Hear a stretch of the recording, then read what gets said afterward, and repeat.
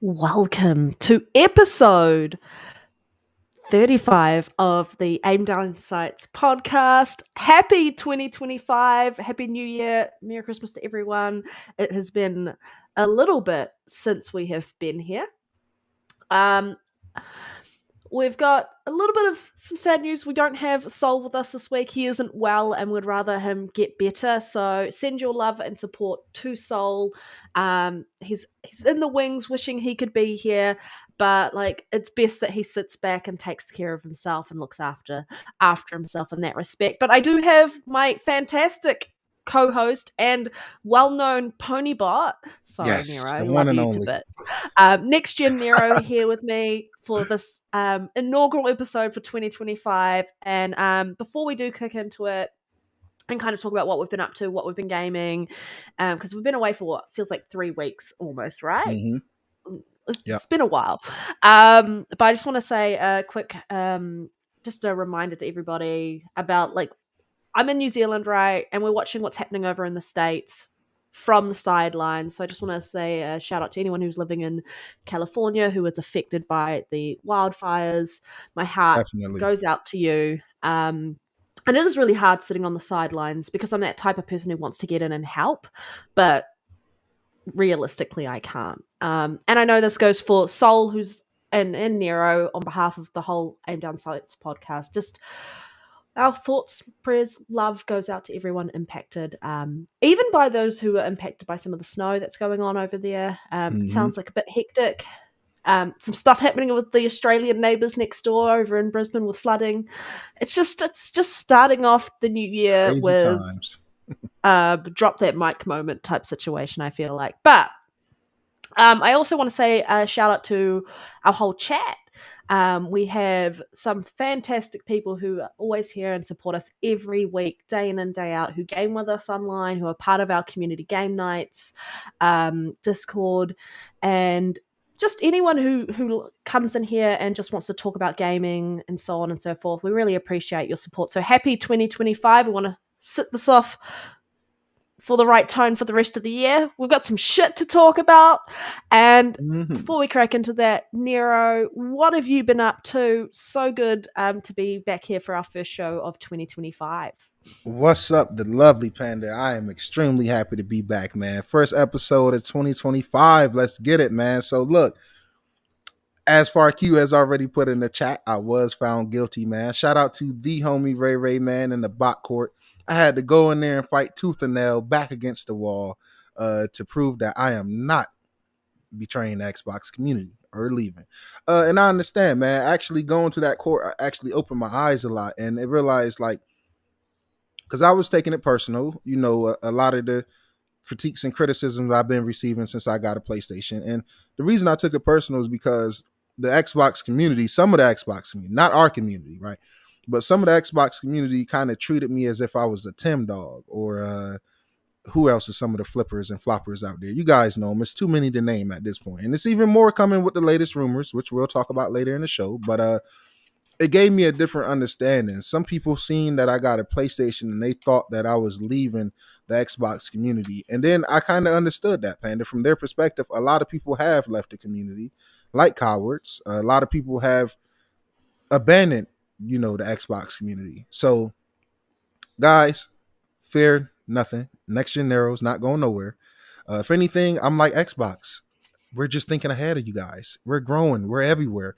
I'm going to be playing everywhere. Xbox is going to be putting their games everywhere, and I got a different stance on that. So I'm going to save that for the topic because that is a topic, guys. So we got a good show for y'all. But I have been, so like Panda said, it's been a minute, right? But I did start the year strong, guys. Not now, but that later on. If you want to check out my Indiana Jones review on this channel, just finish that. I'm not going to spoil anything. Panda still has to get through it. I believe Soul finished it and said that was one of his highlights of last year as well. Guys, Xbox has got them one with Indiana Jones. And in my opinion, they had them one with Starfield as well, right? They had them one with, Halo, Forza. In my eyes, they had a lot of bangers. But this game right here is different. In my opinion, this is one of, if not the best game Xbox has put out within the last. Yo, screw you guys. I'm trying to be so serious right now and give Indiana Jones its flowers before we get started. Just But likes to blow at its controller sometimes. Oh, fucking great. so what? Maybe I do, right? Indiana Jones, guys, I can't recommend that enough. Please check out the review on the channel. Leave a like. Go to my personal page. Check it out there. You don't got to watch it on my personal page, but definitely leave a like because it helps with the algorithm. Guys, and then I had another video. This game is near and dear to me, Panda Hearts, right? Yep. Mass Effect, right? Oh, one of my favorite franchises So good. ever. So I was good. talking to Becca on Xbox the other night, and I was like, "Have you played this?" And she's like, "No." And I'm like, "I'm really sorry, but I have to tell you my whole experience of playing with Mass Effect." And so I went on this massive rant about my experience with Mass Effect because it is, if you haven't played it, I can't stress enough how fantastic this game is. The whole trilogy, So good. masterpiece. So good. Sorry, Nero, I cut you off. Go. Oh no. Look, anytime it's about Mass Effect, Yobi. feel free to cut me off. Yobi, man, love seeing you back, brother. Happy New Year, man. If y'all don't try hard, yo. First of all, shout out to the whole chat, Reese, everybody in here, man. Yeah. I rock with everybody, yo. If you need to see, okay, and just tangent real quick. Twitter, X, social media is full of so many negative people, ignorant people, racist, sexist, just all type of negative energy. My brother Yobi is one of those accounts I say go follow. He will put a beautiful message on your timeline every morning, and believe it or not, I be needing to see those messages. I don't tell him all the time I need to see him, but he knows people need to see him, and that is why he continue to do what he do. But back to the Mass Effect, guys.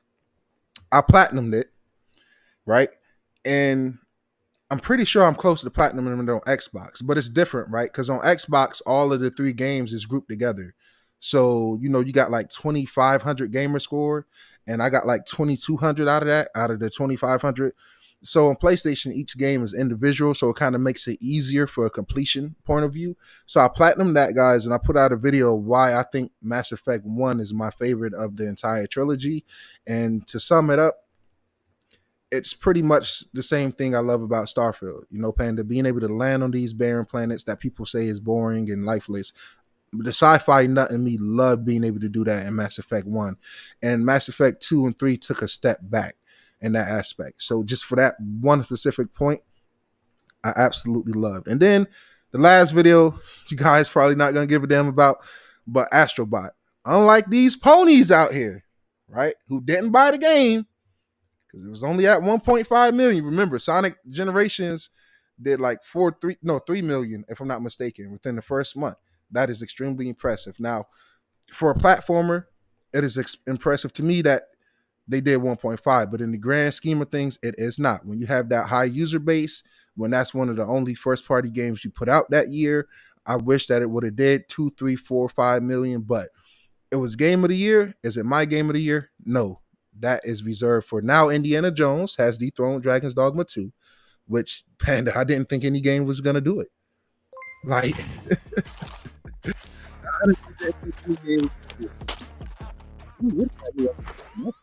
Doom guy, hey! I like that. Panda, your mic is off or muted.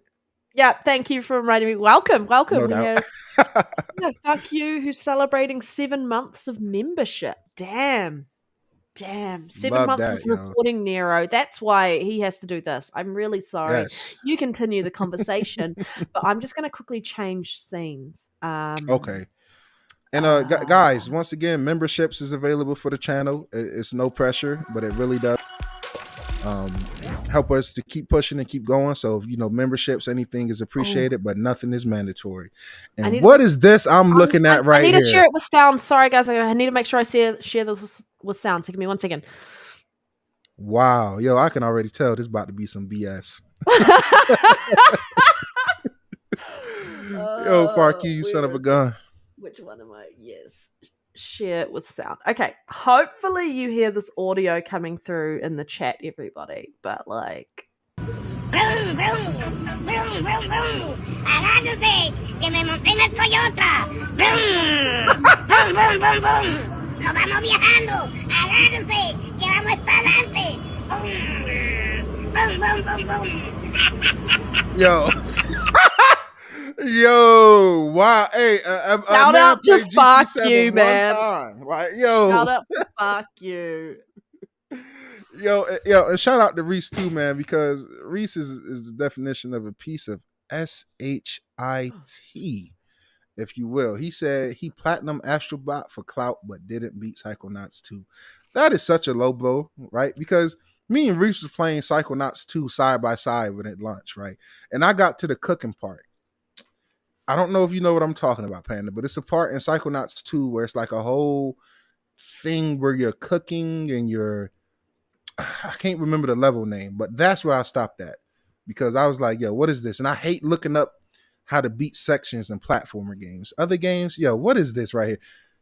This was when we were right after Thanksgiving. He sent a whole heap through, and we were meant to do a show after Thanksgiving. But Yo, why, is that kind how of my future son is gonna look, yo? Probably. But I really, I think he did a great job with this one.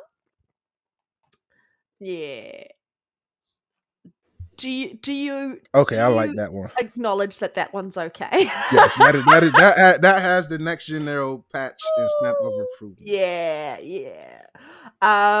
But this is by far probably one of my favorites. So I should leave this one up for a little bit. I'm sorry. So those who are coming in are like, what? But one of my favorites. I actually really like this one right here. Like that. You're gonna love this one even more. Like I might catfish some women with that. They're gonna be like, "Yo, yeah, this you is not could. Yeah, you could. Killmonger. Literally the Killmonger dress. Oh, love it. Okay, one second. This epitome. This is chef's kiss moment. Like, you know what? Mwah. You know what? I'm gonna use that for my review and Honestly, for Intergalactic when it so drops. good. Fuck you. Just love it. Love your work. Can't get enough of it. Is that woke? Since I'm bald, it is now. Is it? It is now. Fark you making woke photos of Nero. That's cool.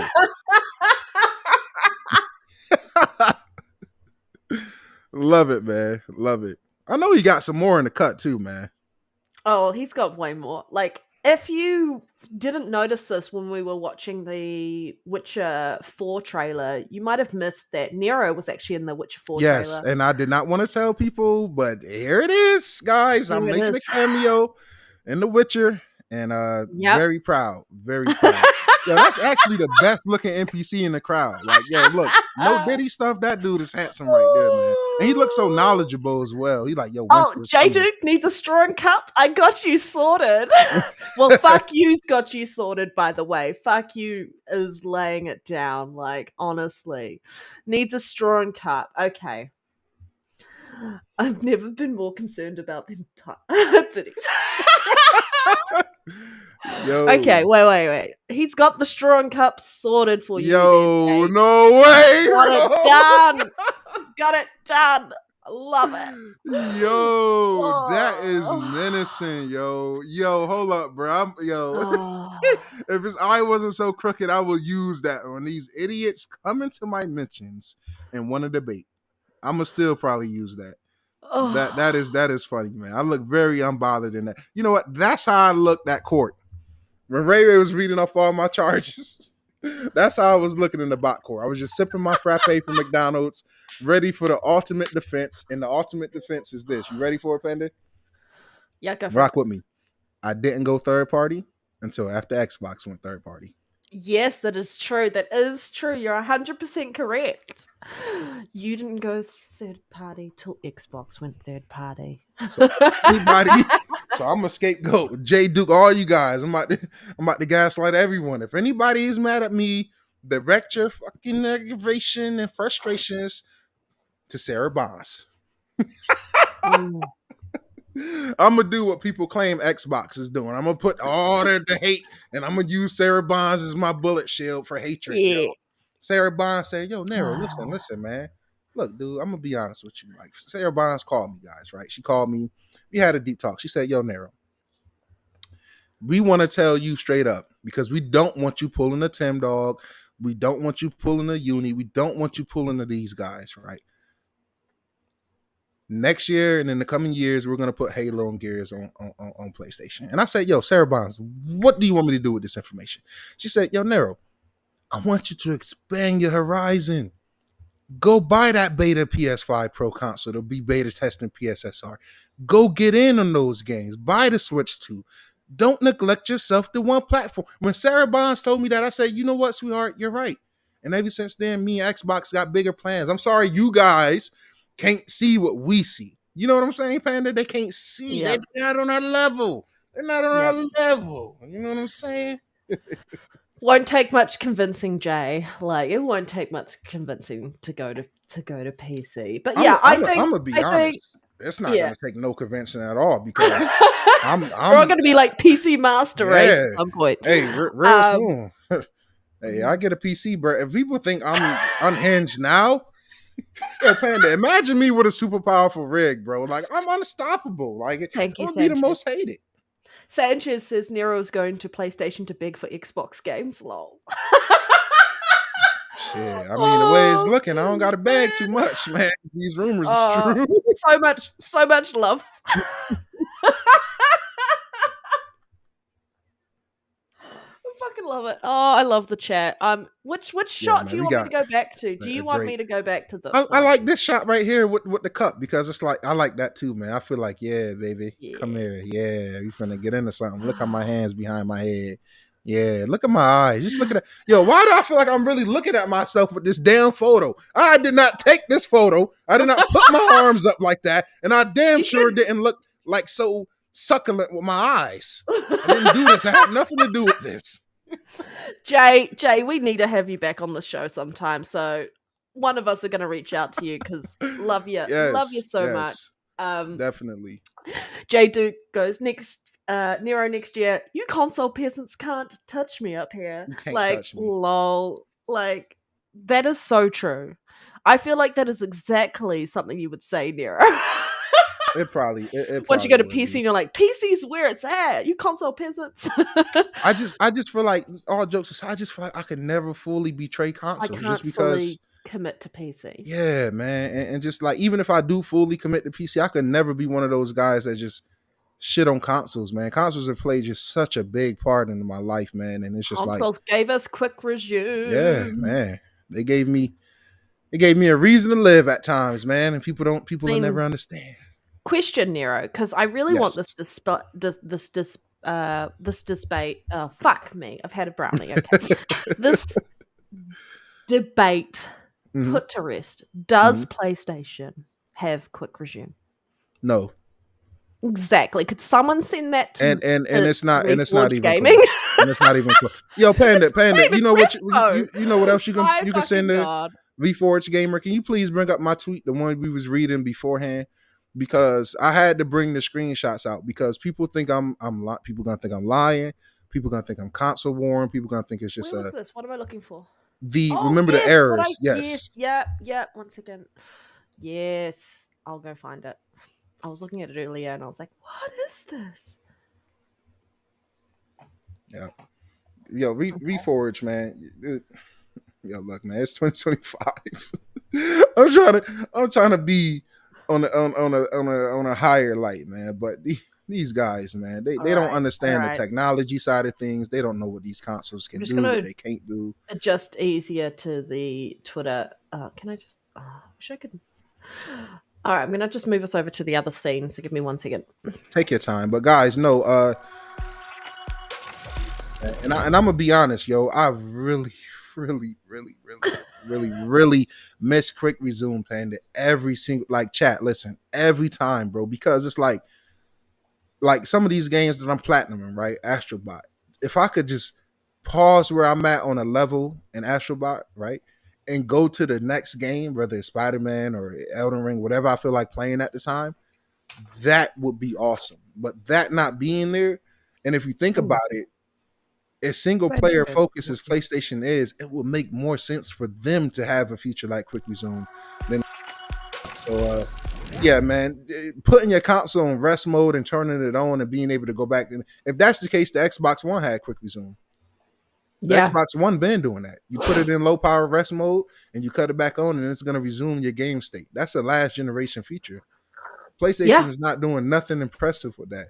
And for these guys to have these big platforms and these big talking mouths, like they're just so knowledgeable of this shit, and to not really know anything is just mind-boggling to me. How do you not know what your console is capable and not capable of? It makes no sense. But no quick resume, sadly. And every time I play PlayStation, it makes me appreciate that feature that much more. Same with FPS mode. There's rest mode. And look, let me tell you what rest mode do to your console. Right here on the screen, guys. Fucking bricks it. All these errors, man. Like literally, bro. And I thought it was just a problem with the Slim before I gifted that to my brother. No, I have a PS5 Pro. It's no reason why almost every day I can scroll. I can record me scrolling through the error history on my PlayStation console. It's wild. Yeah. Now, granted, some of those you're seeing is stuff like remote play error or game error, but no, a lot of those is system errors, right? A lot of those is firmware issues error, and it's like, what are we doing here? And me and Panda talked about it before the show started, and we was like, well, it's no excuse for either console. But if it was the base PS5, it'd be like, okay, cool. But the fact that it's the newly released PlayStation 5 Pro still having all of these issues, and I'm happy that PlayStation keeps a history of your error record, because people would not believe me if I didn't have these screenshots. I'm very careful with my technology. I work hard for my technology. I'm not going to go spend $500 on the X or $700 on the PS5 Pro just to be loose and careless with these consoles. No, I am very careful, and I don't trust rest mode on the PlayStation 5 Pro. And it's just like all of these errors, man. I'm not making it up. This is the proof. This is what VForge and the rest of these guys need to be talking about, because you can damn sure believe if me and Panda was having these problems with our Series X's, we would come on our podcast and voice these problems to our community. We would not act blind. But meanwhile, you want to lie to your community and say shit like quick resume was there. I was on the podcast when I was having issues with my Series X. I told everyone I'm on my third Series X. Like, I was very transparent about the issues I had with mine on the podcast previously. Not this one, the one before, Gamers Initiative. But yeah, if you're going to talk about how much you love something, we're just hardwired to notice the things that annoy us. And for those people who don't want to acknowledge the stuff that annoys us, unless it suits their narrative, just piss off. You're not authentic enough. There's nothing genuine about you.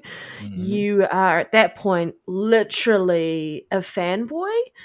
And I think there is a massive difference between fans versus fanboys, or girls, whatever you want to call it, who can acknowledge shortcomings on both sides. Yeah. But I'm going to quickly jump us back to the other one. 2025 will continue of exposing, right?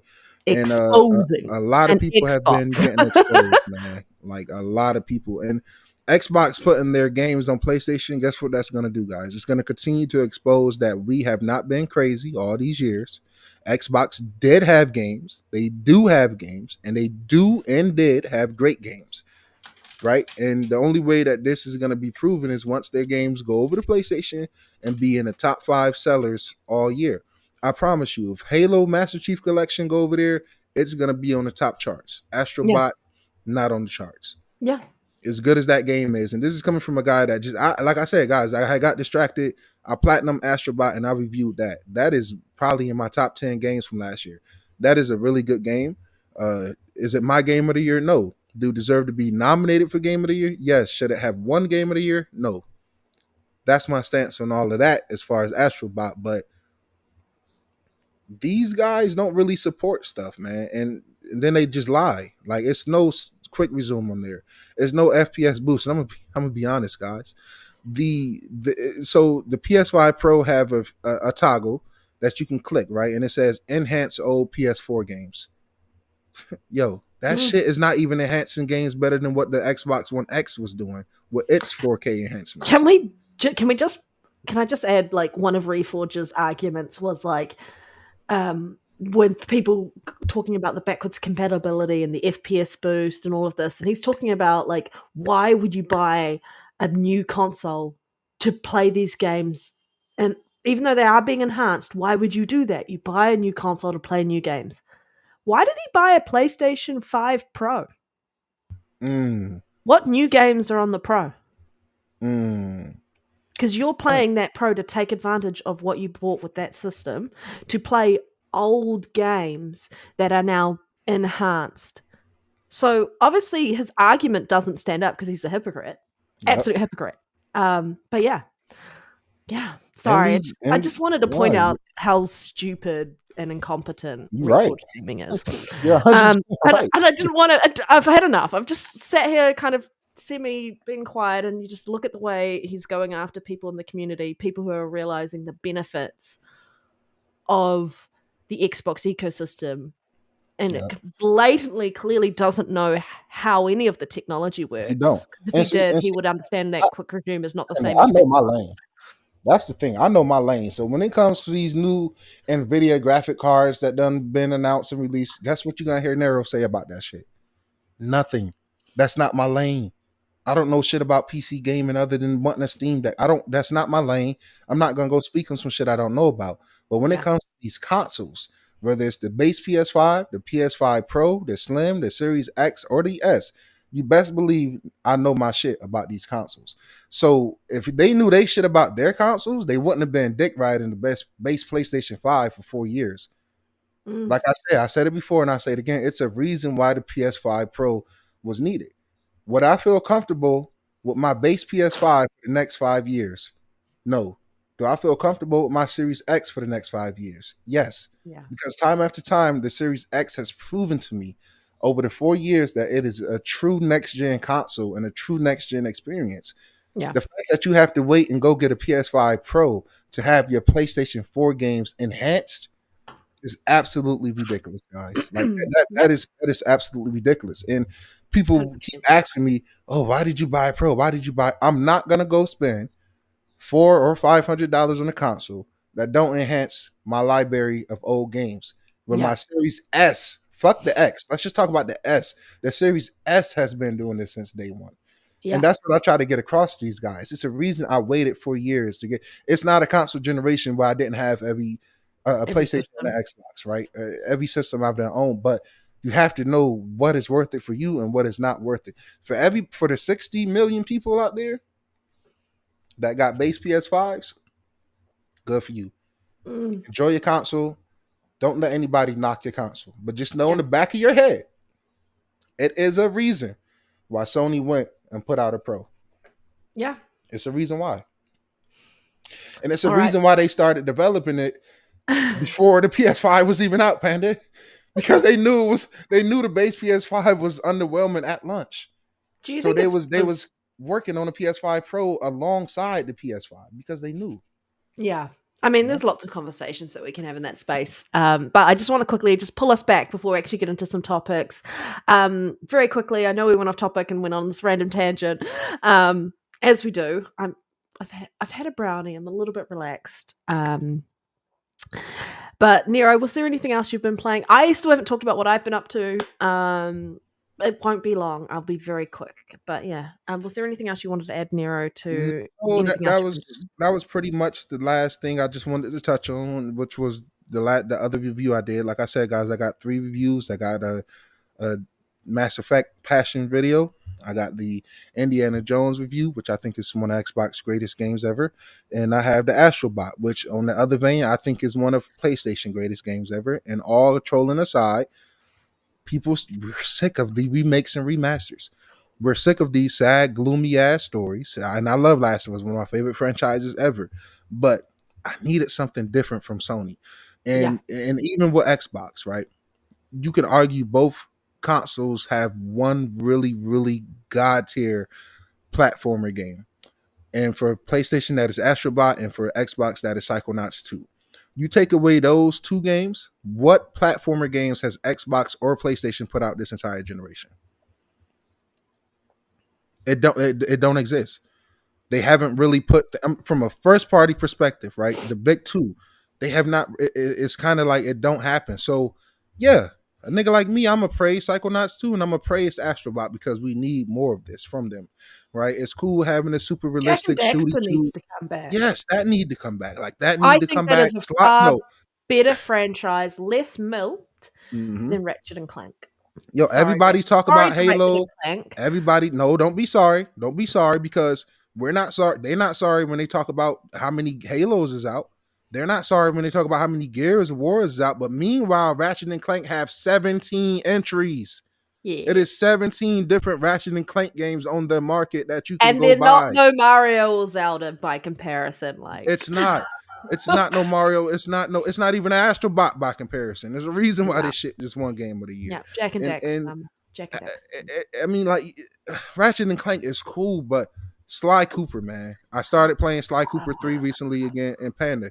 The writing in this game is so funny. Like I missed that era of writing where they didn't care about offending people, where it was just funny, it was quirkiness. Like that era of gaming is just perfect. And for the life of me, I can't understand why Sony continue to neglect so many old IPs. I don't get it. Yeah, I don't get it either. I think it's like they want sure things, and I'm like, but the whole purpose of what you're creating, and it's kind of sad, but like they have created a problem themselves by only putting out a certain type of game and leaving everything else up to second party and third party. So they've kind of said, like, we're telling you what makes good games, and these are what makes good games. Yep. And so when it's not something that is, I guess, that over-the-shoulder, third-person story-driven, whatever it is. And I know that it's not all PlayStation gamers, but, I mean, there's a lot. It's like a sea of that. But, like, when it's other things, they're kind of closed off to it. I know the economy-wise, people aren't buying as much as they can, as much as they want to. They're looking for sales and things like that. But I feel like they kind of shot themselves in the foot by not diversifying. That's why I think, like, and not Astrobot budgeting might right. not have made the sales you want it to make just yet. But it didn't take as much money as well to make. Put it into your PlayStation Plus. Just put it in there. That as well. Like, which they need to start leaning on that a lot more, I people need think. to start seeing a reason to purchase it other than cloud saves. That's why you've got so many people on that lowest tier because they want cloud saves. Give them a reason to be on a tier that you make more money off. And that's what I think is a very big difference. But back in reality, anyway, very quickly, we're going to head into some topics. I know we've been talking for ages. That's what we do. But I have, as you can probably see for those who've been watching, my walls are painted. I have, in the break, been doing some house renos.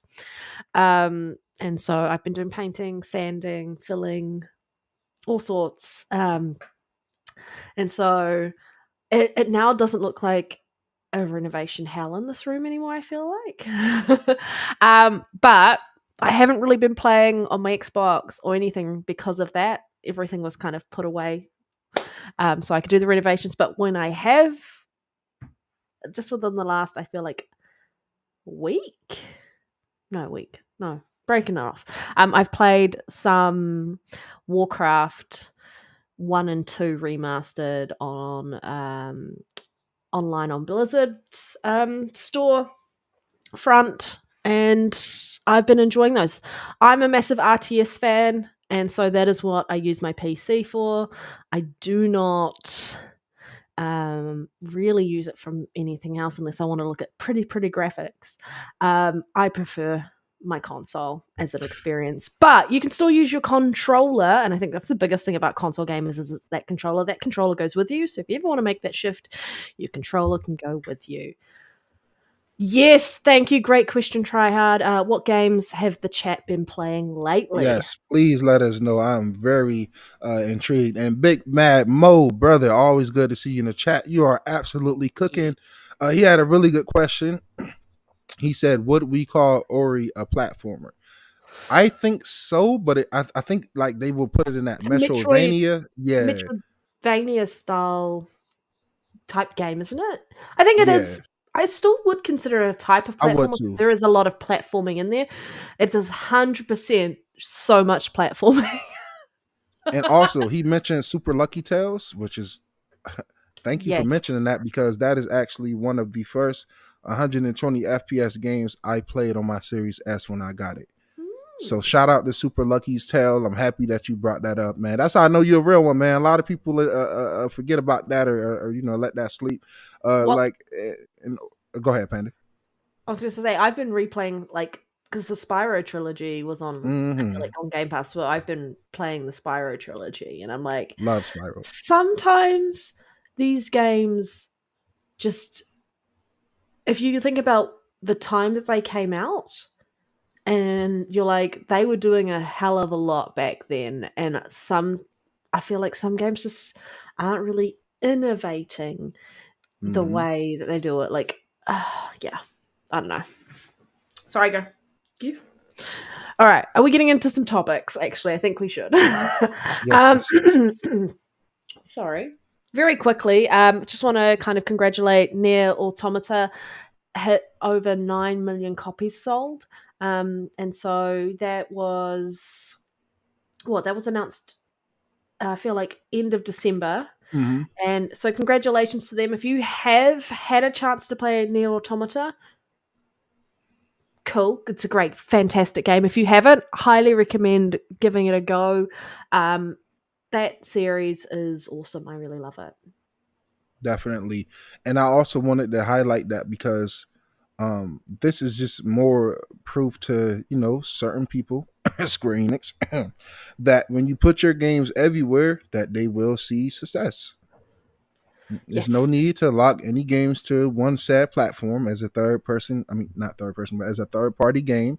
It's no reason to be locking games from other platforms because whether it's a million extra sales on Xbox or extra 100K sales, that is still more sales than what you would get if it wasn't there. That does not like if you look at it, it's about the downloaded sales and global shipment and all of that. But that doesn't include the amount of people who would have played it through Game Pass when it was on Game Pass. So they will have had. I can't imagine they should have announced how many players they've had playing that game. Yeah, Cool metric to see. Yeah. definitely well over 10 million players for sure. I would say so. I Because definitely I've think played so. it through there. And this next piece of Yep. news is, woohoo, I'm excited for this, guys. So Moon Studios, those are the original people that made Ori, right, Panda? Or am I mistaken? Yes, they made Okay. Ori. Yeah. They are talented, right? So Moon Studios, the creators of the up and coming game No Rest for the Wicked, has announced that it is coming in January 2025, so this month. And that was via a Steam community post. And they said, and I quote, "We know we've been quiet. A lot has been happening for us at Moon Studios this year, and we will finally be able to share it all very soon." Panda, can you please give your thoughts on that? I just heard a knock at my door, so I'm just gonna go check that Yeah, real sure. quick. That's okay. Yeah, it's not going to be much other than they've got an announcement in January as to when we can expect this game, and that's on Steam. So I don't know when it's coming to consoles specifically. I know that people did get in and play previously and tested it, but if you haven't seen the content on No Rest for the Wicked, the art style is phenomenal. If you enjoyed Ori and The Will of the Wisp or Blind Forest, those games just aesthetically are stunning and have great art direction. And I feel like this is also in that same realm of that. They're just so good at world building. So I'm really excited. I was like really jealous of the people who got to play it on console. Was it console? PC previously. I know like Umbra did and Riskit and a few others in our community had a chance to try this game out, and they said they were really looking forward to the full release of the game. But it's I don't know. It reminds me a bit like Up Above You, sort of like Souls like type gameplay. But just wanted a quick news to kind of talk about like we're gonna be hearing more about that soon, which is fantastic. But yeah, what else is in our quick news? Okay. I don't have much to add to this, but I'm gonna start the conversation with. It was announced that for the secret levels, that Microsoft was approached about an episode that would be written, which would feature Master Chief and the Doomslayer as a crossover, and Microsoft had turned around and said no, they weren't interested. And I know this has brought up a couple of conversations within our community around why they should have said yes, and also possibly the option of why they should have said no. Um, I'm of the, I don't know. I guess I'm going to ask the camp. I'm going to ask the camp that was sitting here, you guys in the chat. Well, see, I'm stoned. You can tell. I can't even sentence properly. Which side of the argument are you on? Would you have enjoyed a Master Chief and Doomslayer crossover episode in the secret level? And if you haven't watched that, it's on Amazon Prime. It's actually quite good. All the episodes are different. I think the first episode sets it off nicely with D&D. But would you have wanted an episode like that, or do you think that it wouldn't really suit them? Yeah. So I'm sorry, Panda. I did have somebody at my door. Sorry about that, chat. That's okay. So funny thing, last night I ordered groceries to come this morning. But due to the snowstorm that the East Coast and southern parts of the states have been hitting, it got pushed back. I totally forgot about it. So I'm out of breath, guys. Y'all know my lungs ain't been the same since COVID, but I brought everything in. I came right back. So it sounded like you was talking about the secret level, but if I can just throw my 2 cents in on the Moon Studios real quick, this is gonna be quick. You can jump in. I'm super fucking excited, guys. Like, I definitely want to check that game out. It looked really good from the moment it got announced and the moment I showed it. It's been a while. Like, you can't even wish list it or pre-order it. I think you can wish list it, but you could not pre-order it. So it's in the Xbox store. It's sitting there waiting. And the moment I can go in there and give them the little 20 or 30 bucks they're asking for, hey, I will do it. Even if it's more, I might wait for a sale if it's too much, because Panda, it's going to be tough for first day buying games day one. Like, guys, I know I buy a lot of games, but I don't think what people take into consideration is I always get my games on sale. So people might be like, well, damn, Nero just came up with 5 games. Well, yeah, 5 games for the price of one full $70 game. Goddamn, Exactly. I did not. You got to be smart with your money, right? Work smarter, not harder. Like, yo, Panda, Pony Bot Nero, guess what? God of War, Ragnarok, $25 on sale. Horizon Forbidden West, $30. Like, those games, get them on sale, guys. That is the thing to do. But yes, I am super hyped for No Rest for the Wicked. What is my homie Jay Duke talking about? Okay, the next topic. Okay. The next topic. I asked the chat if they were in agreement with Microsoft's saying no to this pitched episode for the Master Chief and Doomslayer crossover. And a lot of them have said that they do agree with Microsoft, that it wasn't needed, that they're okay with them not doing it. Of course you guys do. That there was already an Outer Worlds episode, which is their IP. And then Jay is like, frankly, agree with Doom about the Halo decision. Like, if you're coming off a mediocre TV show and have a franchise in flux, then halt any adaptations until you figure out what you want out of the franchise. And I think that's a really good call out there, and that's such a smart statement there, Jay. And that's why I love you, Jay, because you make a lot of good points, and even points to me. And I believe Jay Duke originally made this point to me on Twitter, because I voiced some of my frustrations with it, because I fucking love Doom, yo. Like, I love Doom. Right, I love Halo, 2 of by far my favorite shooter franchises, and for different reasons each. But I love those, right? And I thought to myself, well, there's so many rumors, right? According to Hip Hop Gamer and Jazz and the rest of them, that Halo is going to PlayStation, right? And then you have Doom dropping this year as well. So I thought, from a fan perspective, yo, we'll probably never see Doom and Doom Guy and Halo, and Master Chief together. So why not take advantage of it and throw them in there? And that would have been dope. But like, Jay said, maybe they would have if the Halo Paramount series took off. Yeah. You know, maybe they would have. And also, we don't know what they have planned. Maybe they want to have their own Doom anime series coming to Netflix, or maybe their own, Halo's coming there, right? But I thought it would have been a good look. I was a little salty about it at first, just because it's like, how often do we get to see Halo and Doom guys in any type of series or any type of shows, outside of games? I'm not saying it don't happen, but it just seems pretty far and few in between. So personally, I would have liked to see that, but that was prior to Jay Duke making a really good point. Like, you don't want to just keep, letting a franchise bleed, man. So I will say I agree, Big Mad Mo, that Halo series was fire. I enjoyed it. I have an ability to kind of pull myself Panda, you away just from like it. seeing his butt cheeks, be honest. You just like seeing those Master Chief cakes. That's it. Hey, he doesn't do it for me. I thought you knew that, Nero. Well, I know I hate to throw Retry under the bus, but me and Retry had a deep conversation about how the shape of his buttocks in the show was so lore accurate to the book. Now I'm just playing, but Yeah. I All think the the source show was material was overhated. so no, season 2.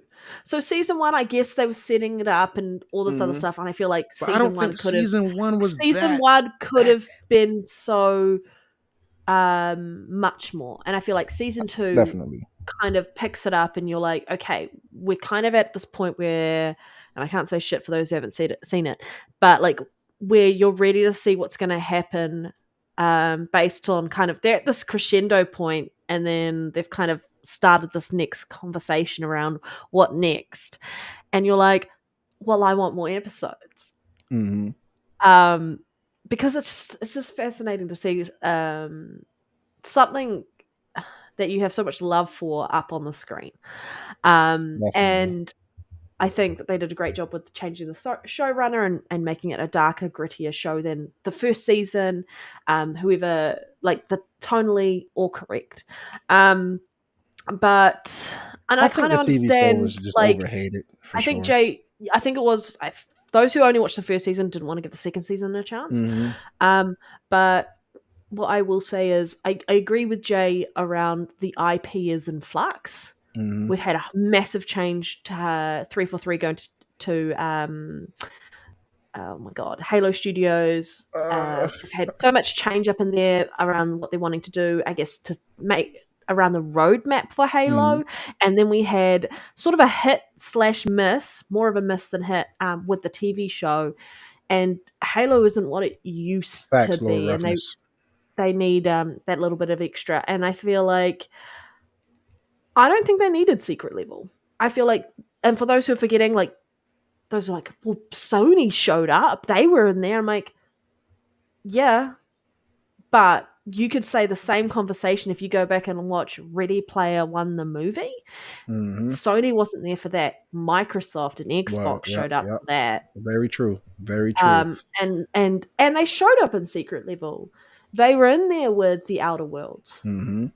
And then we don't know about future seasons of and Secret Level, We don't know. It could be, future seasons. It could have been, it's a no right now. We like the concept, but that whatever you're doing, you need to do more research. You need to come up with something and really show us before we agree to it. Because it doesn't sound like there was a lot of time put into that.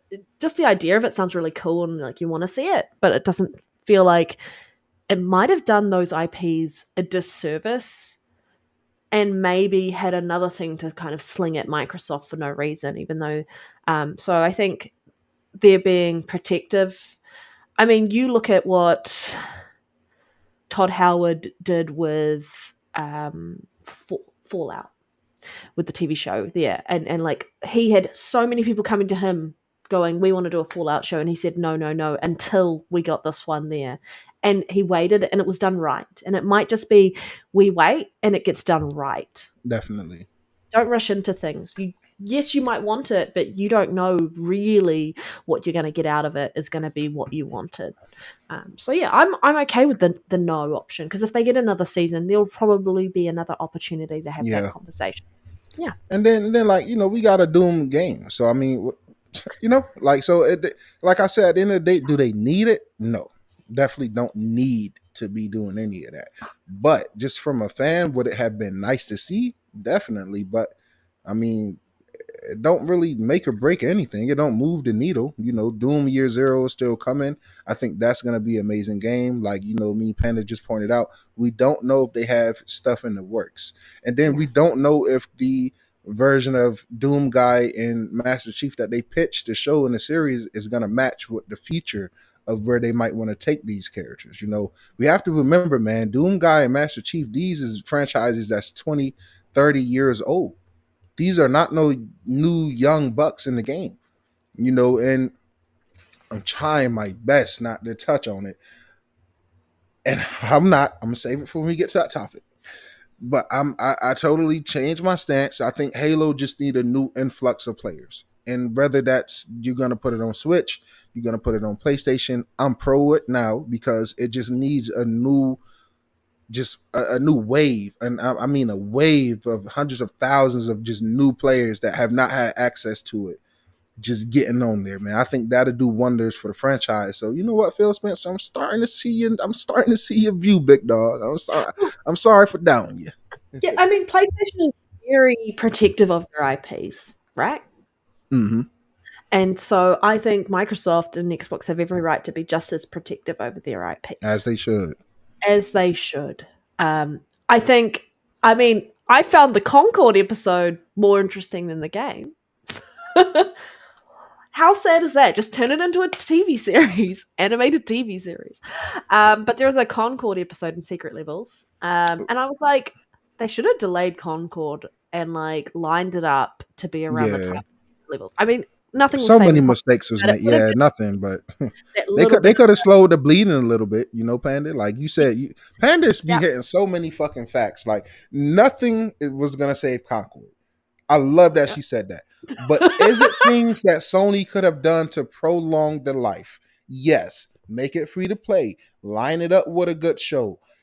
Give a little more and better detail. Because what I think they was doing was dope was how they was going to continuously to tell stories through Concord throughout seasons. I think that was going to be a dope, unique thing. But, hey, it crashed, it burnt to the ground. And Lord Roughness, Sony at the CAS, yes. TV. Who? Can I have an unhinged moment? You can have a go. Moment? Everybody cut me down. Panda, cut me down. Everybody turn your phones down. I'm giving who the fuck asked for a Horizon TV show? Who asked for that shit, nigga? Who asked for that? Like, who asked for that? Who keep asking for more Aloy? I'm trying to play Horizon Forbidden West. I'm trying to, guys. She's boring. Even when she try to get spicy with people, I'm like, okay, with the little trying to get spicy, but you're fucking boring. Who's asking for this shit? I know Panda and Retri and Soul, the three people on Earth, asked for a Lego Halo. That's them. But none of us, nobody besides Ray Ray, asked for a goddamn Aloy TV show or movie. Nobody wants that, bro. Nobody wants that, bro. Like, I'm sorry, up, bro. When I seen that shit, what up, Ray Ray, man? What up, everybody in the chat, bro? On my soul, much love, bro. I'm sorry, bro, but I'm tired of it, bro. Keep I had an unhinged moment, bro. You keep going on the rant. Who the fuck asks for this shit, though? Like, for real, who is asking for this shit? Who is Herman? Who is these guys listening to say, yo, green light? Hear me out, guys. Horizon. Dinosaurs, Aloy, but guess what? Lego. Oh my God, you're a genius. Green light it. No, fuck it. Scrap the Sly Cooper. Scrap the Twisted Metal. Scrap everything. Destroy Concord. We have to get this Lego game out. Now they're doing a fucking movie? Bro, call me a hater or whatever, bro. It ain't even no hater shit because guess what? I want to check out the Hell TV show because I couldn't keep up. I was like, I think it's a movie. It was all which movies, is even right? worse. It was Horizon. What were the other IPs? Help us out in the chat because I can't fucking remember anymore because I just spent so much time laughing that you've thrown my whole brain out. Now it's gone to just laughing. I think that was a movie. Now it is a Helldivers movie, and I am excited for that one. Only because I mean, if you just get a bunch of clips from the Helldivers community and put that shit together, you got your fucking movie. But do you know why I'm good for that? Like Space Troopers. Yeah, yep. Was that the name? Fuck. Was that the name of the movies? I loved those movies, and then Helldivers, and I was like, this is why Helldivers is a great IP, is because for those people who love that movie and the concept of just like getting fucked up by aliens or fucking them up. Sorry, language, I know. But so good, If I so die good. tonight, bruh, y'all need to charge Sony, bruh. Like Sony Yeah. is literally killing me, bruh. My lungs ain't good enough to be having these type of rents to this extent. But who the fuck is asking for that shit, bruh? Like I'm so Honestly, do you know confused. what? Like where is they thinking process with this, man? You'll be Like, able to go the next. Sorry, I'm going to troll a little bit, but the next instance of Horizon Forbidden West story, like to finish it, it's only an hour and a half, and you'll be able to have troll the like the how long the movie is based on. oh, Yeah, man. I'm sorry, I'm just mean. I'm mean. And I will say, hey, I will say the Truthers. game There is you go. absolutely gorgeous. The game Horizon Forbidden West is gorgeous. But that's just another example of beautifulness, and graphics cannot save your fucking game. If you're boring, you're boring. She's just boring. Fuck you, said Nero. Hug your Xbox. Everything will be fine. That's what I'm about to do, man. And then there's rumors that the fucking Lego Horizon game is coming. I'm not gonna lie, bro. If Lego Horizon come to I'm okay with Xbox, that. bro, like, yo, look, I'm not promoting nothing on this violence, bro. But if somebody was to catch any CEO from Sony and put hands and feet on them, I would not be mad at it, my dog. Like, nobody wants that besides Panda. Nobody cares about that game. It flopped on PC.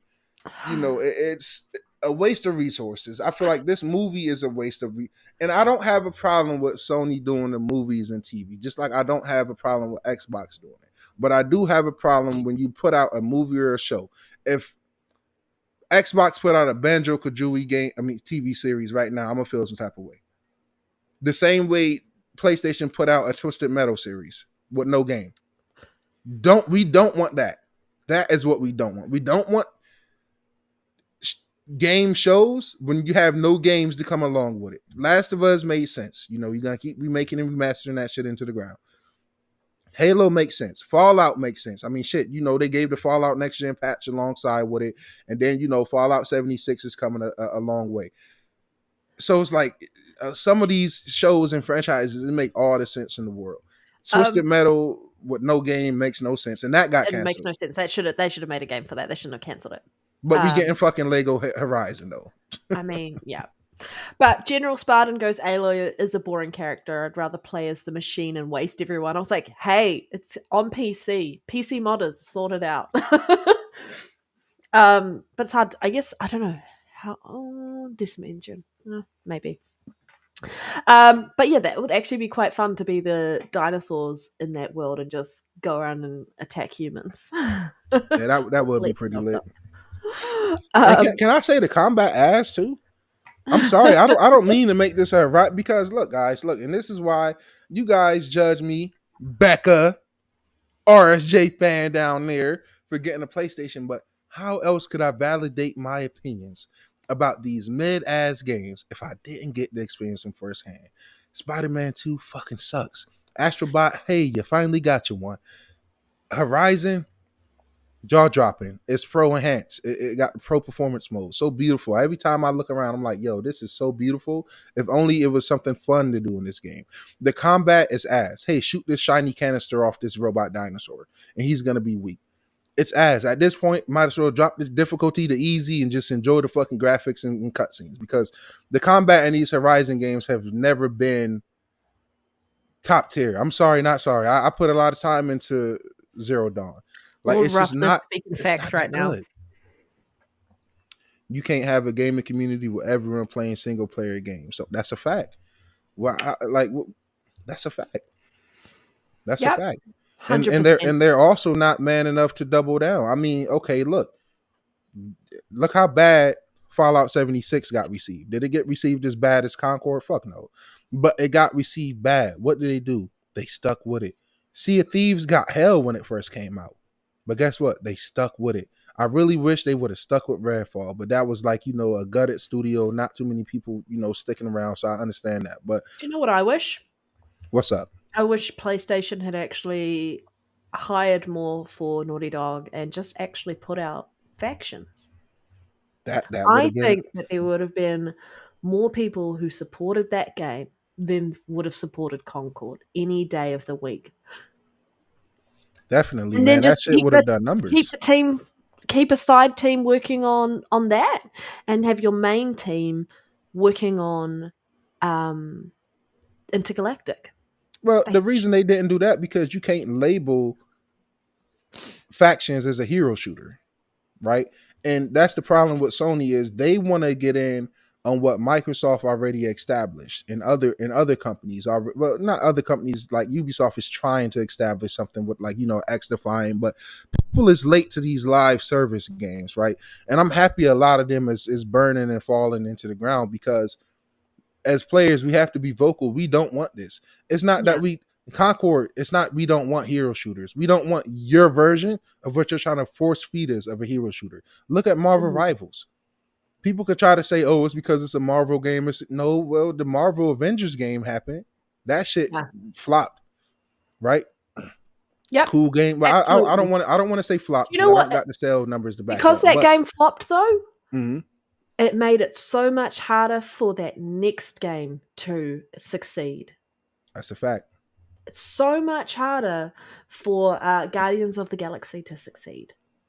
That's a fact. And that game was man, great. guys, if you have not played Guardians of the Galaxy, please go play that game. It is in PS Plus, and then I think it might still be in Game Pass. I think it got actually removed not too long ago, but it's usually on sale. But it's a really good game. But enough with the excuses, right? Because that's what the Concord people tried to say.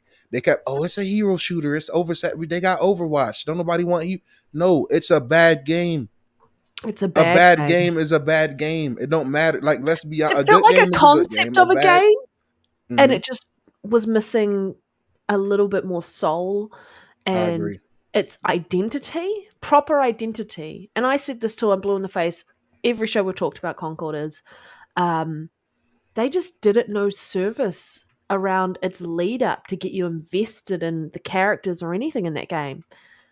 Like, they're like, yes, we're going to do this week. Every week we're going to have a new thing. I'm like, you should have been doing that leading up to the show. Then the characters is ugly. Like, I hate to be that guy. I hate to be that guy. I hate to be that guy. But your characters did you no fucking justice. You got Storm and Scarlet Witch looking sexy as hell in Marvel Rivals. Yeah, but if you're going to do characters who don't necessarily conform to whatever it is, the beautiful body or whatever it is, you have to make them interesting. Mm-hmm. And they were just bland, vanilla, soulless characters. I don't know. Sorry, Concord, but you did it to yourself.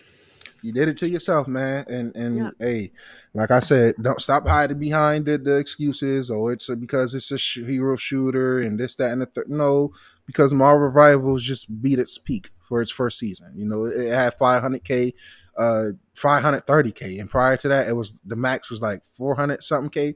So, Panda, I know you haven't been able to game much, but man, Marvel Rivals, really good game.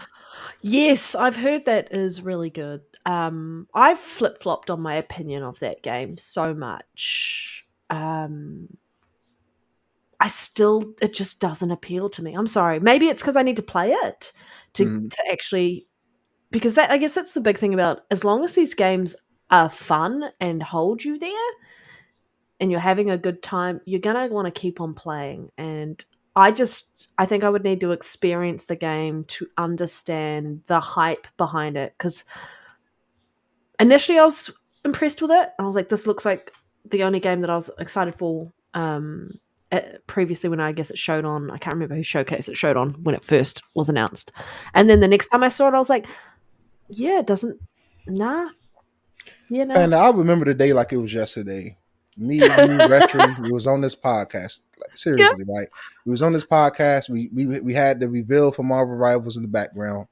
Y'all was excited for it, especially Retry. I did not give a fuck. I was excited when it first you guys was. I remember like it was yesterday. I was one of those guys where I just shrugged. I said, oh, well, another hero shooter with a Marvel mask on top of it. But this game is so much more than that. It's so much more than that. And Panda, the thing I love about this game the most is that it just works. It works well. for it to release and have this many concurrent players, it did not have really any It server shows issues. I'm probably missing out. That's what it shows. There's Yeah, that many people on their hype train. yeah. But I'll be real honest. I have Mhm. no time for any other games because Warcraft has me hooked. Yeah. And Not after WoW, that, Andy's guys. gonna I've have you never hooked. played WoW. I am talking about the original games from the 90s. Warcraft 1 and 2. I also have 3 as well, remastered. Yeah, not WoW. I've never played WoW. No, never interested me in playing WoW. But you never know. Shout I out to might my if it comes to rivals. console. Hey, they definitely should, because I would be intrigued. I would be intrigued to check that out. I just feel like I'm so late. Lord Roughness. Retry is good.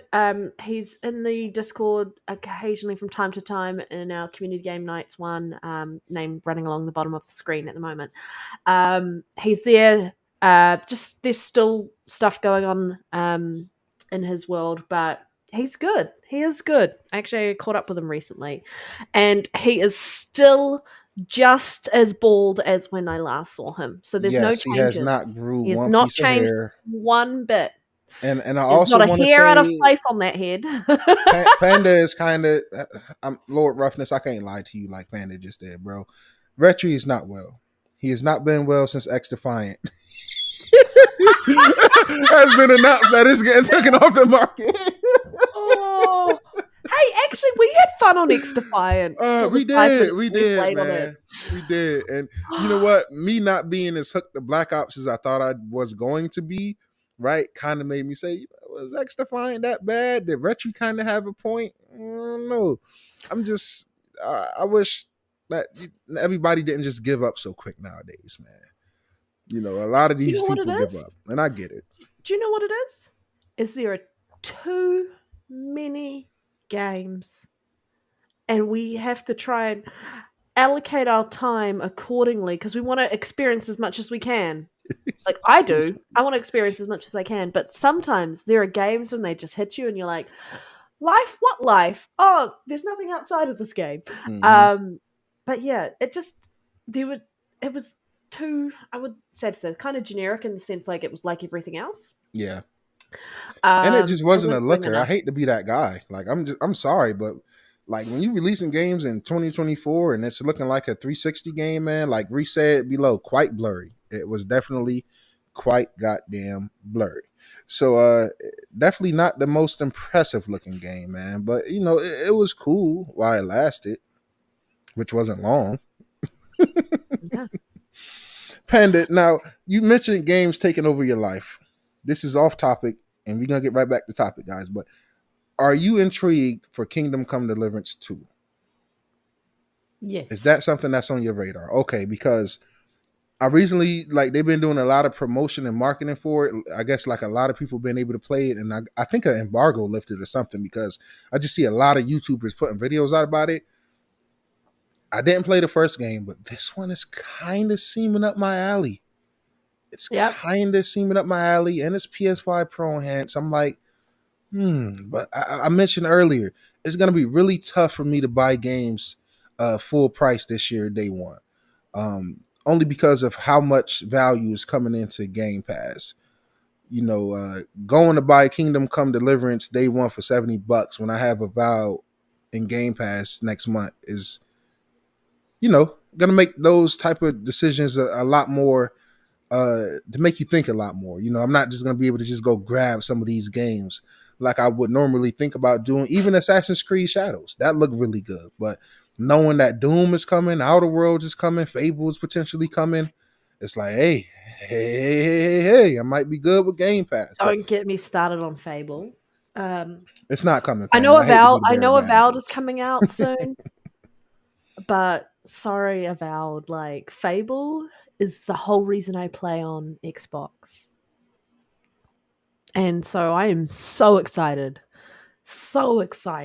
for Fable, and I just want more. I want more news on it, and it's not at the developers direct because I think it's going to have its own separate big showing mid-year to talk, because I feel like this is the first 6 months of the year, And I feel like the next 6 months of the year, plus a little bit into the new year, is going to be mid-year. So excited. I'm so excited. They are very true RPGs. You are 100% correct there, Jay. There is a bit of a learning curve in combat there, Nero. But Okay. once you understand it, it's quite intuitive, and I think it's done really well. Ooh, Lord once you- Roughness, that was a test and you passed, man. I think he might have been the only one to catch it. I'm not gonna repeat it, but like, good shit, Roughness. You see it. What you did I see it. miss? Did I miss something? Oh, nothing. Oh, nothing. Oh, nothing. Nothing at all. But you said it's a learning curve. There's a bit of a learning curve with the way if you're looking back at the first one. I haven't done a lot of research on the second one because I'm sort of like there's just too many games at the moment, and it's a little bit overwhelming. So I'm kind of going in and every so often touching base. But it's nice to know that there seems to be an influx of videos about it. So I'll have to go have a nosy now. Definitely. It's a lot But yeah, out there's there. a bit of a learning curve with the way the combat works. It's really just sort of actually making yourself move the way you would in a sword fight. Okay, that makes sense. Yeah. And It Jay will have Duke, you hit it on the nail. Kingdom Come Deliverance games are very true RPGs, and that's what got me right. I'm like, yo, I can really see myself role playing in the setting and just fully immersing myself. And I said, you know what, I'm gonna have to. I did have a little beef with the devs. You know, back in the day, they did try to blame the Series S for why they was gonna have a 30 FPS mode only, just for them to turn around and every console has a performance mode. So that's just another example of devs speaking just a little too quick before going to do the proper optimizations. Yeah. I'm not saying that the S might not be a hiccup here and there for some of these devs, especially if you're less experienced. We're going to talk about that soon. But yeah, I think I'm gonna have to check that out, Panda. I'm just not sure about day one. Thank you also, Lord Roughness. You read my mind, by the way. Sniper Elite Resistance. End of last year, one of the guys I game with like almost daily sometimes. He hadn't finished Sniper Elite 5's campaign, so I was like, let's do a co-op. Because I've completed it. I haven't paid for the DLC, I will be honest. Because sometimes I just if you haven't played it, it's a great game. But Sniper Elite Resistance is about to release, and that also is a co-op campaign, and I'm super excited for that. Day one, baby. Yep. It's Love coming it. into Game Pass. And then we've got Avowed, and I love my RPGs. The amount of RPGs I've played in my lifetime. Love them so much. But yeah, those are my next two excited games. The fact that we getting Avowed and Outer Worlds to me this year is just mind boggling. I can't Outer wait. Worlds, man, I'm excited for that. I'm so I've excited. been doing a new playthrough of that too, and just so good. Did you watch the Outer Worlds episode on Secret Level? No, which episode was that? I have to go catch up. I think I only can't watched remember like which the first episode that episode. is. You can watch it in any order, I guess, because it doesn't really matter. Right, I'm gonna just watch the ones that intrigue I watched me. the Outer Worlds episode, and I feel like it tonally shifts a lot of the game if you didn't really have that connection to what the hell these corporations were doing, and just the fucked upness of it, and how it reminds you of like that Fallout type of feeling, or around like the way the Fallout shelters were set up.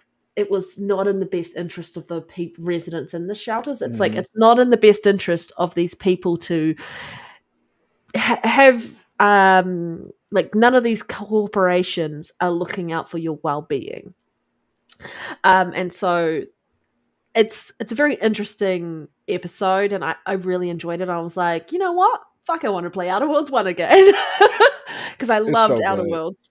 So good. So good. I think I'm gonna have to start over, Panda, though, because you know it's a part where you gotta get a certain amount of money. I think I did all the missions and I don't got the amount of money. I kind of made a mistake, spent it elsewhere. I'm like, yeah, I might have just fucked over the save.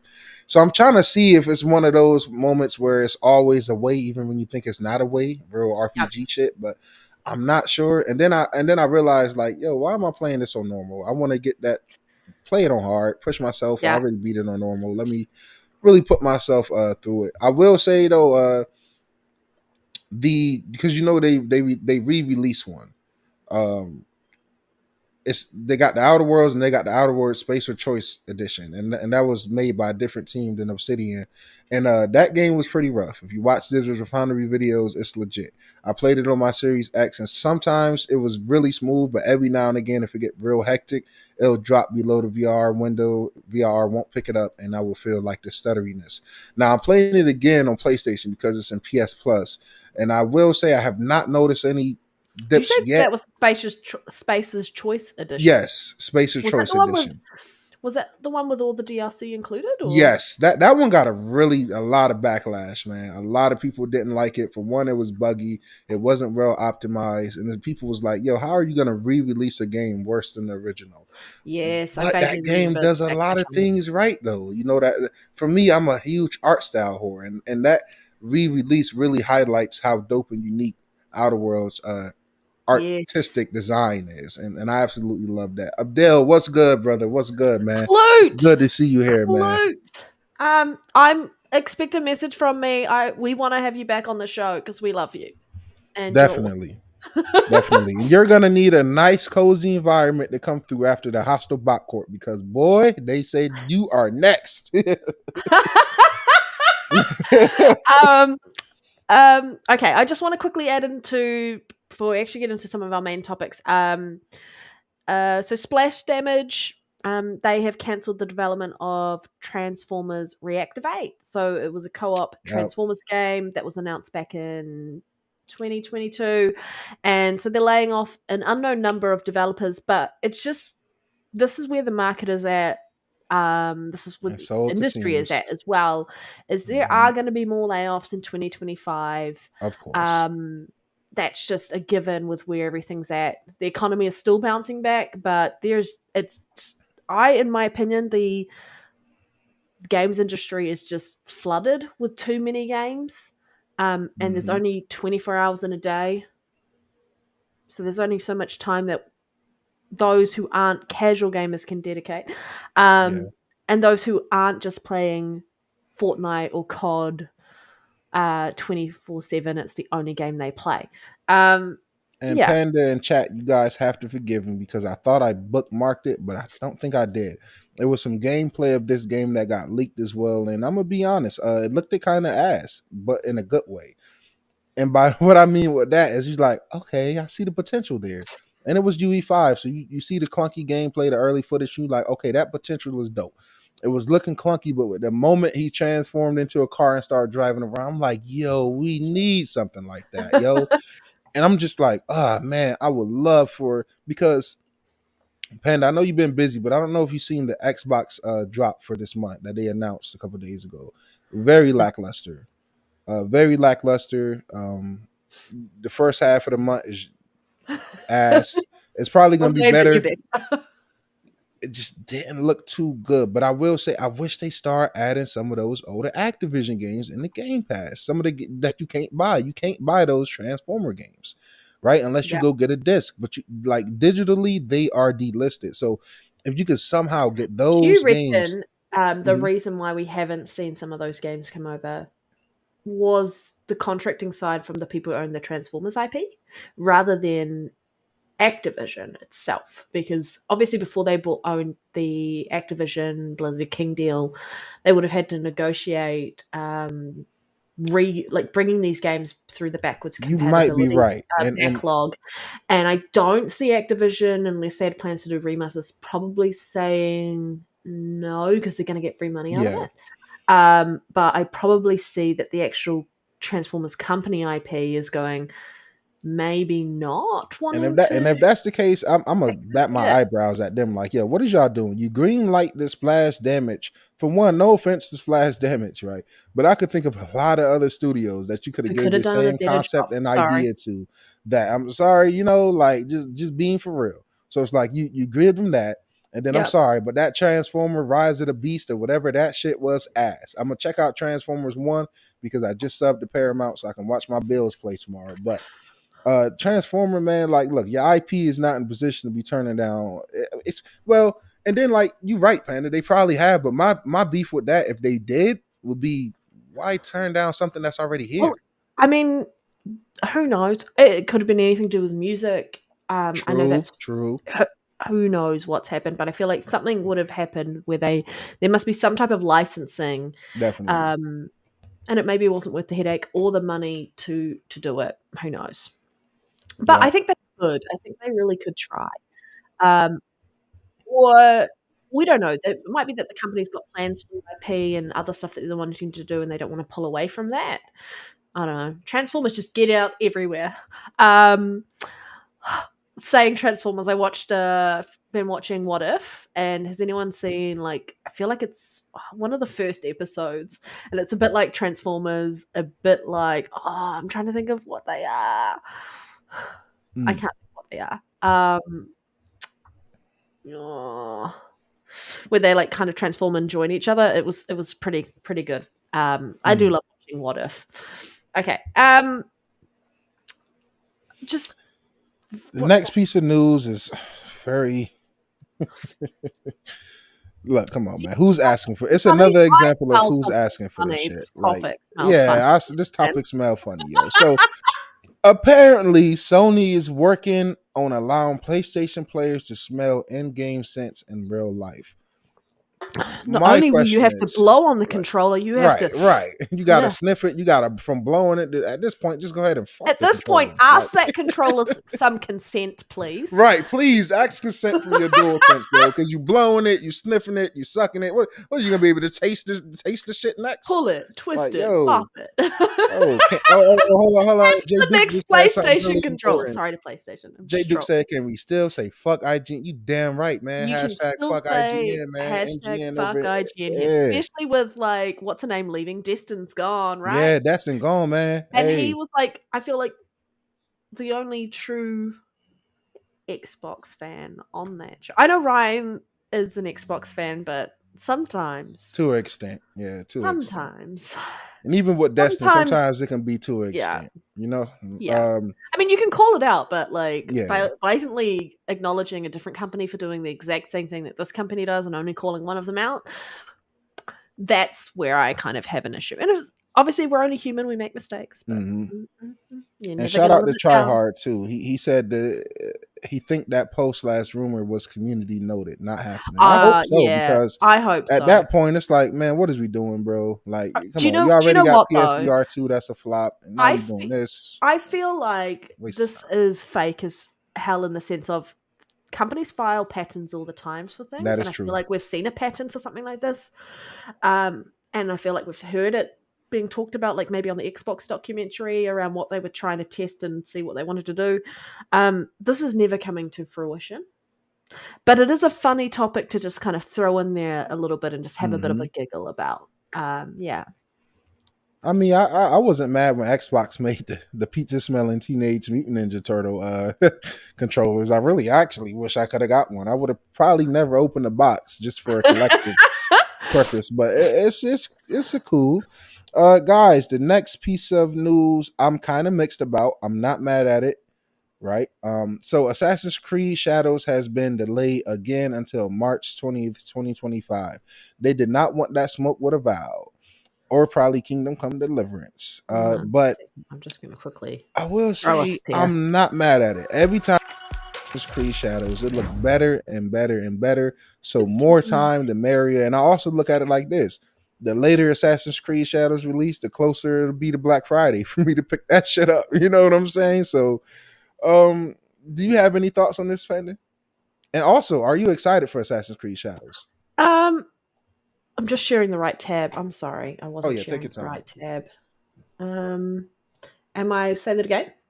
Are you excited for Assassin's Creed Shadows? And how do you feel about the delay? Do you think it was smart? Do you think they're ducking that smoke with a vow and Kingdom Come Deliverance, or do you think it's legit for them to just polish the game some more? I think it's a mix of all.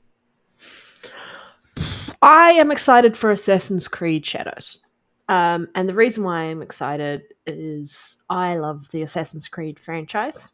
I grew up playing the original ones, and then I absolutely enjoyed Origins.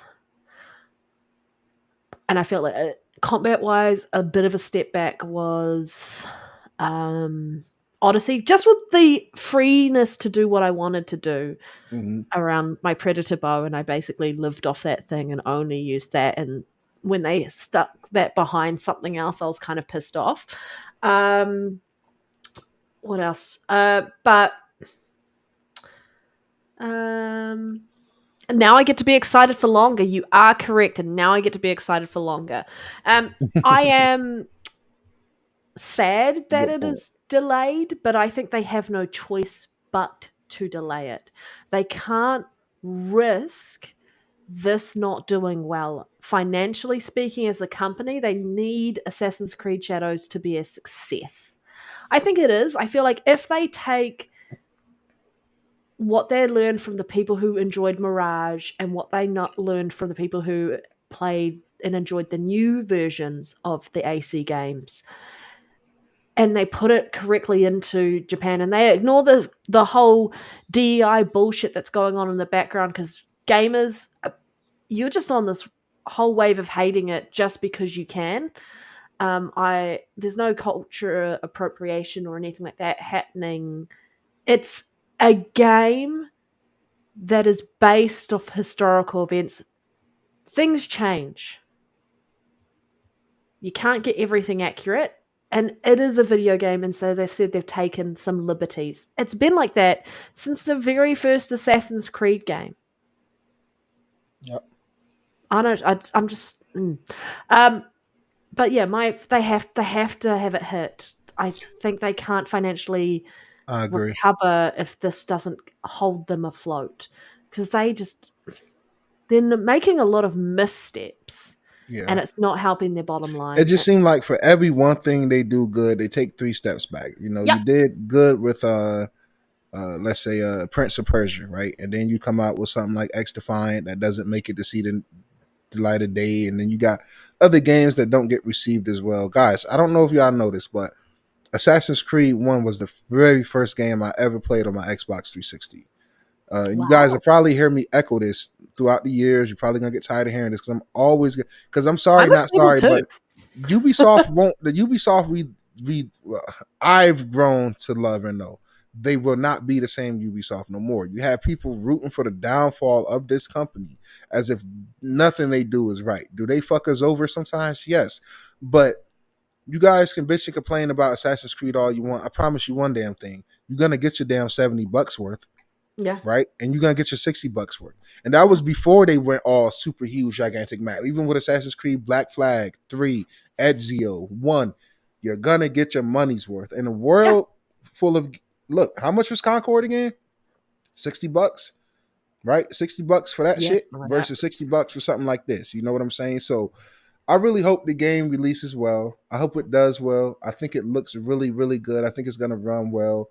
I think we have to start at some point addressing the Ubisoft tax as well. Not saying that they don't deserve it, but I definitely think the Ubisoft tax is a legit thing, and deservingly so to a certain extent. You know, they a lot of self-inflicted wounds. You know, like you said, Panda, they had a lot of mishaps, a lot of missteps, but I don't want to see them cease to exist.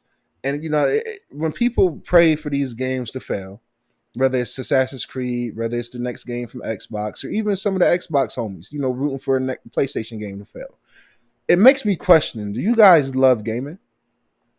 Because if you love gaming, you should never be rooting for a company to just cease to exist.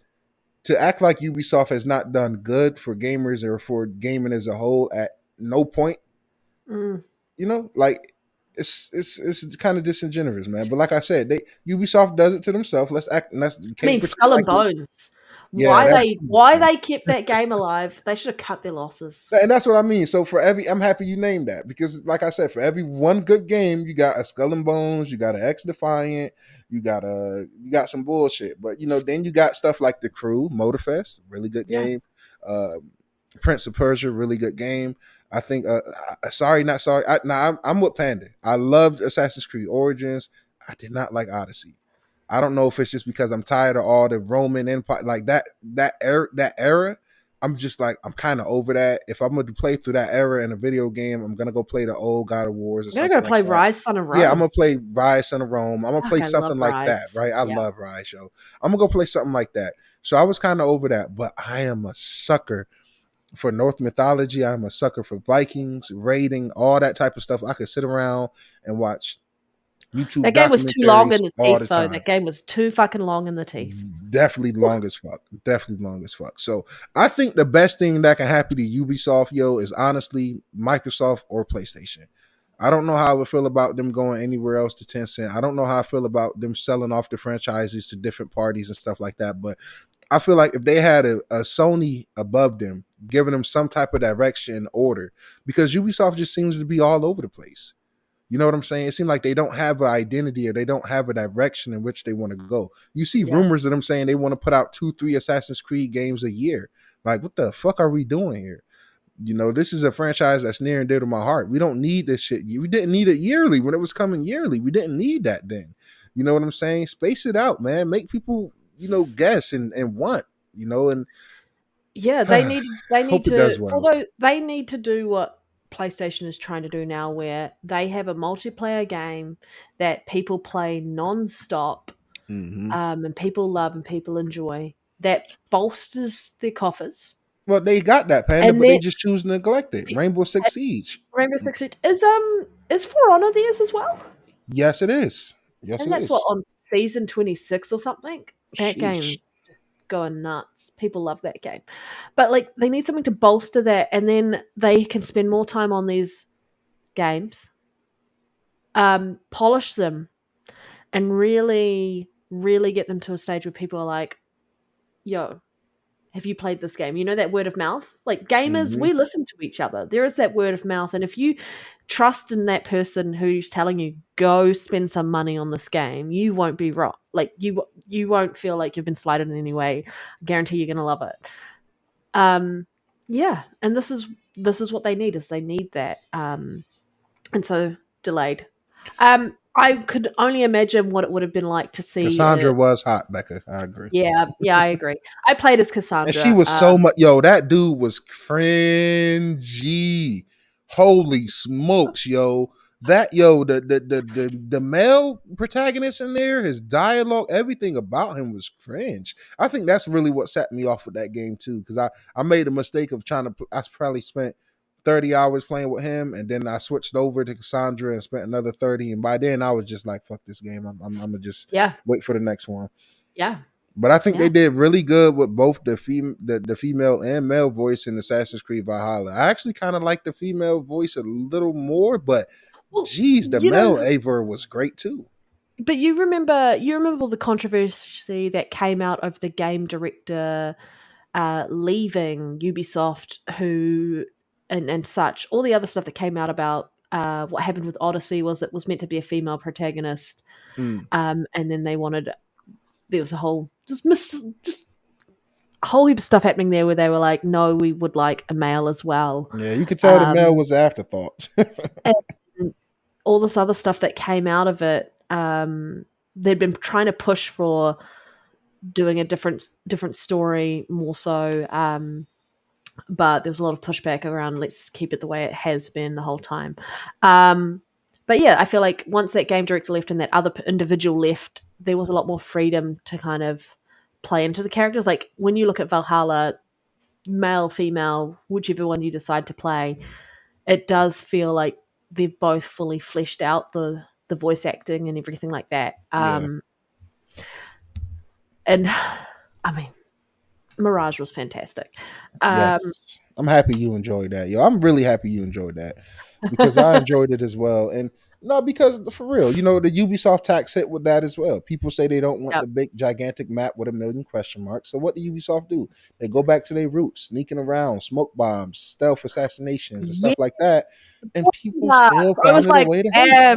I was just having so much fun putting everyone to sleep or poisoning them or throwing down smoke bombs and then going in there and like just stabbing them. I was like, this is how you assassinate, motherfucker. I really enjoyed that game. I miss my stealthy bow and arrow from the other series. Definitely. So, definitely. So they just need to have a nice mesh. But I'm excited to play one of these two characters. I think it's going to be fun. I think that for the first time, and then look, people don't realize for the first time, the two characters that we're being able to choose is actually two different built characters fleshed out.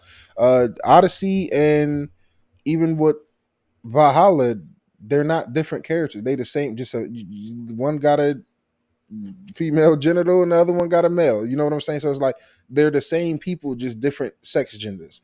This is the first time where the guy and the lady in Assassin's Creed is actually two completely different people, different backgrounds, different cultures, different history, different stories. So I feel like Different that play deserves style. some type of, Yeah. kudos, some type of, oh no, it's not the first. Yo, try hard. I love you, bro. We got such a great community here, man. I appreciate y'all, man. Also, guys, we Syndicate. happy to be back. Hit that like button. With two I think, siblings. Yeah. Syndicate was the first to do that, actually, Panda. You are Because correct. he just corrected me because I was gonna say this was the first to do it, but nah, Syndicate was actually the first to do it. And I I think enjoyed Syndicate. I did too. It just suffered a little bit from the shackles of the original way that you play the game. Some of those rigid game mechanics just didn't quite suit the freedom that you had in some of the newer versions of Assassin's Creed. But I think Syndicate was a great game. Yeah. I agree. All right, that's all you got for Assassin's Creed? Yeah, I got nothing else. We've All talked right, ourselves out. For our last quick Tweet out. topic, I'm guys. kidding. Right. For the last piece of quick news, man, this is one I'm really excited about because I absolutely love this franchise, this company, this specific game. Resident Evil 4 Remake has sold over 9 million copies since launch, making it the fastest selling game in the franchise. NextGenNero is coming on here proud to say I am a proud 2-time Resident Evil 4 Remake supporter. I don't mind double dipping when it's a game I fucking love. So congrats to Resident Evil 4 Remake, man. Absolutely deserved. I just want to kind of point out that as an Xbox gamer that you are, you're not allowed to buy games, let alone 2 games, because Xbox gamers don't buy games. Yeah, we so definitely don't buy you need to games. refund those, because we need to live up to this narrative that part of the community has for Xbox gamers. So, yeah. Even though their game of the year didn't crack 2 million, so that's crazy. Yep. I still think Dragon's Dogma 2 got robbed. Oh, definitely. From a Game of the Year nomination, that final nom, I think it should have been there. I honestly think that should have been there over Wukong. And that leads us into our main topic. You see how I did that, Panda? What a transition, but man. before we do, though, yes, it was a great transition, and I'm sorry I'm fucking it up for you. Oh, no, you go. Just want to say a quick shout out to everyone in chat, everyone watching live on YouTube, on X or Twitter, whatever you want to call it, whatever you're attached to. Appreciate each and every one of you watching live, those who are going to watch after the fact. And we will have timestamps for this episode. They won't be up right away, but they will be up after the show. So for anyone watching after the fact, there will be timestamps. Heard that loud and clear, and that was a big thing around wanting to do that this year, was making sure that if there was a topic you were more interested in watching or listening to our opinion on, you can jump straight to that instead of just waiting for it to organically come up, because you know how we talk and we go on tangents. We know because Nero likes to talk about all the topics before we get to them, and then I will never forget that episode, Nero. And the first timestamps go to Panda because I smoked before this pod and we talked about it in the year. Like, yo, this is something we got to start doing. I have not wrote down not one damn time. Do you know what? It's fine. We'll sort it. We will sort it. I'm stoned, so I haven't been focusing on it either. Yeah, but there will be timestamps. Hey, let's blame the guy that's not here. Hey, sorry, love you so. Hey, Soul, man. is actually the timestamp guy. So haha, yeah, Soul's fault. Yeah, Soul's fault. Yeah, and somehow Reese's fault as well. Yeah, haha. And Becca, I'm gonna throw her in there too. Haha, yeah. Okay, all right. But yeah, sorry to take that over from you, but do you want to lead into our first main topic? I know we've been talking for so long, but we can talk about anything, I feel like. All right. Yeah, do you want to start? I'm just going to quickly disappear for a second, and I will be right back. Take your time. Oh, yeah, I get to be unhinged? Wait until she leaves. Yeah, you be unhinged. You have at it. Welcome, guys. This is the NextGenNero Spiral podcast, man. And today we want to send 2 middle fingers up to the devs of the Black Myth Wukong game for the bullshit that they have been spewing. Now, I'm just playing, man.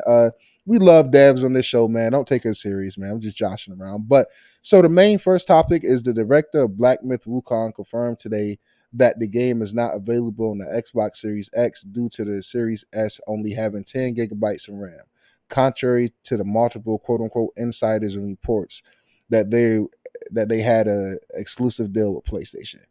Now, I have a couple takes on this, right? My thing is, I'm not going to call these devs liars. I'm not going to call them lazy. I'm not going to say none of that. But what I will call them is this is suspicious, right? And it makes me raise an eyebrow. If this is the case, why are you waiting so late to speak up and say this? Right? People were saying this game was money had it months and months and months ago. Why wait this late? And it's literally a new year and you're just now saying something about why it's not on Xbox, right? I get it. These devs specifically have admitted that they aren't that experienced, especially when it comes to optimization. And that alone deserves them to have some type of respect from me. Because devs can sit around and blame the S. But did they blame the S in a way? Yes. But they also took accountability by saying that they are not too familiar with optimizing their games. And proof is in the pudding. Even on the PlayStation 5 Pro, it recently got a PS5 Pro enhanced. It's running at a 40 FPS lock for the quality mode on VRR displays. The game still don't look good to me. It looks okay. It don't look like a next generation only Unreal Engine 5 game. And that's okay. Not every game is supposed to break the boundaries. I'm sorry that Hellblade and Indiana Jones has spoiled me. But with that being said, we have Hellblade and Indiana Jones running on the Xbox Series S, right? No problemo. The Series S has all the ray tracing support that the Series X has in games like Indiana Jones. And I get it. Those are first party games, but it's also worth pointing out, and Ben Panda, you know I'm not lying on this. Xbox has a specific group called the Xbox Technology Group. Yep. That are there to help devs who need help. I get it. People are like, well, Xbox should. It's not always up to Xbox to reach out to these devs to say, hey, do you need some help? The help is here. We have the help and support here for you if you need it. Guess who worked with Baldur's Gate 3? The Xbox Technology Group, right? And then they found a loop that actually helped, right? It helped other consoles. They found a loophole to utilize the Series S more, and it ended up being beneficial for PS5 and Series X owners. And this is a hot take. If they somehow manage to optimize Black Myth Wukong for the Series S, then I guarantee you the PS5 version will look better than what it do currently. Because right now it don't look that good at all. It's blurry. I can confirm from my own eyes. The game is blurry as fuck. Even on the Pro, it's a blurry game, man. So I'm not going to come on here and say they're lying. I'd love to hear your take, Panda. I know you had to step away, but I'm not going to call these devs liars. I'm not going to call them nothing like that. Okay, the Series S might have a RAM problem. I get that, right? But my thing is, it's way more impressive games running on the Series S than it is of really impressive games that didn't run on the Series S. Baldur's Gate 3 is impressive, but not because of its graphics. It's definitely not because of its graphics, and it's unoptimized on consoles to this day. Even the PS5 Pros dropping to 30 frames when you get to Act 3, and that's a Pro enhanced game. So unoptimization is unoptimization. That don't mean that a game is not good, it's not fun, it don't has benefits. No, Wukong has all of that, and I can see the charm of Wukong. But for me personally, sorry, not sorry, Black Myth Wukong is not doing anything that no other action game I have played in the last 10 years is doing. It's just not. It's not pushing the boundaries in combat. It's not pushing the boundaries in graphics. And it's not pushing the boundaries in anything else from what I've seen. I know a lot of people are saying they like the story of it. But I want to tell the Xbox community, man, just shrug it off. Work with the devs. Let them take their time. Eventually, it'll be here on Xbox. Hopefully, they don't just abandon the platform. Because if they do that, then honestly, fuck those guys. But they already admitted that they're not experienced. So take their time. But trust me, Wukong, from what I played, is not even a top 5 game from last year. If I was an Xbox community, I would much rather be slamming the table to get something like Stellar Blade, an actually optimized game, than something like Wukong, man.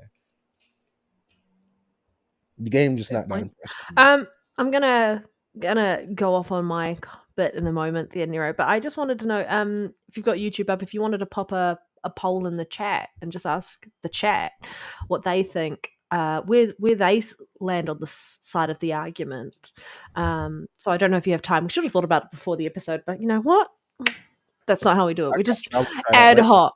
I have so many thoughts about what is happening with the Black Myth Wukong stuff, and so many things. I've heard so many opinions around it, and I think there's a lot more to this conversation than just it's the Series S's fault, because we've heard that narrative time and time again.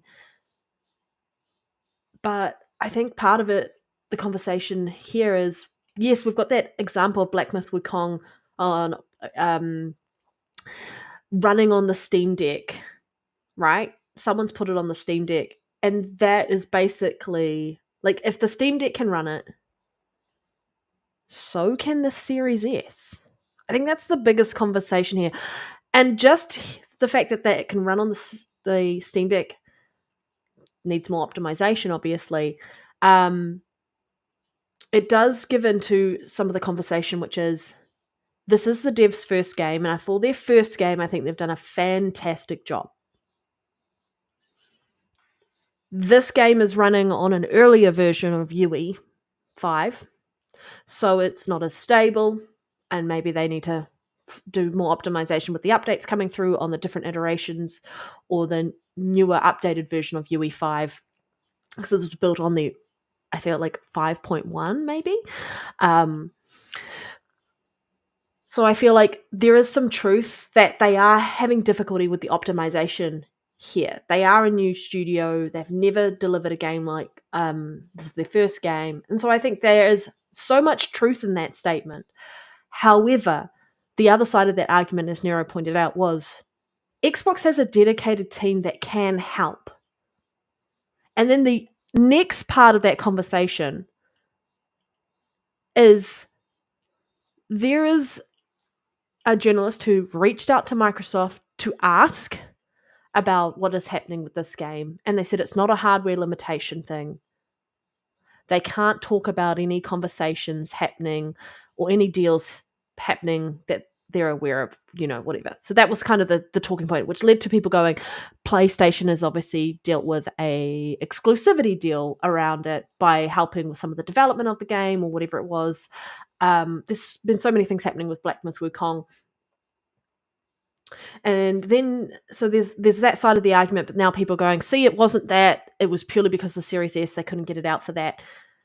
But when you take another look further at this argument, and people are still trying to blame the Series S, the hardware is not the issue. The hardware can run the software. The devs need more time to be able to deliver on that product and deliver on the promise of where they want it to be at. They need some help with optimization. Baldur's Gate 3 needed more time. People are saying scrap the parity clause. No. You were sold a product. They would be stupid to scrap that parity clause. They think last gen was a bad decision with putting Kinect in the box. Imagine changing that part way through. You'd piss off so much, and there'll just be hating, more hating on Xbox than there already is. But my other side of this argument is, the devs aren't coming out and refuting that there is no deal. Why are they being quiet?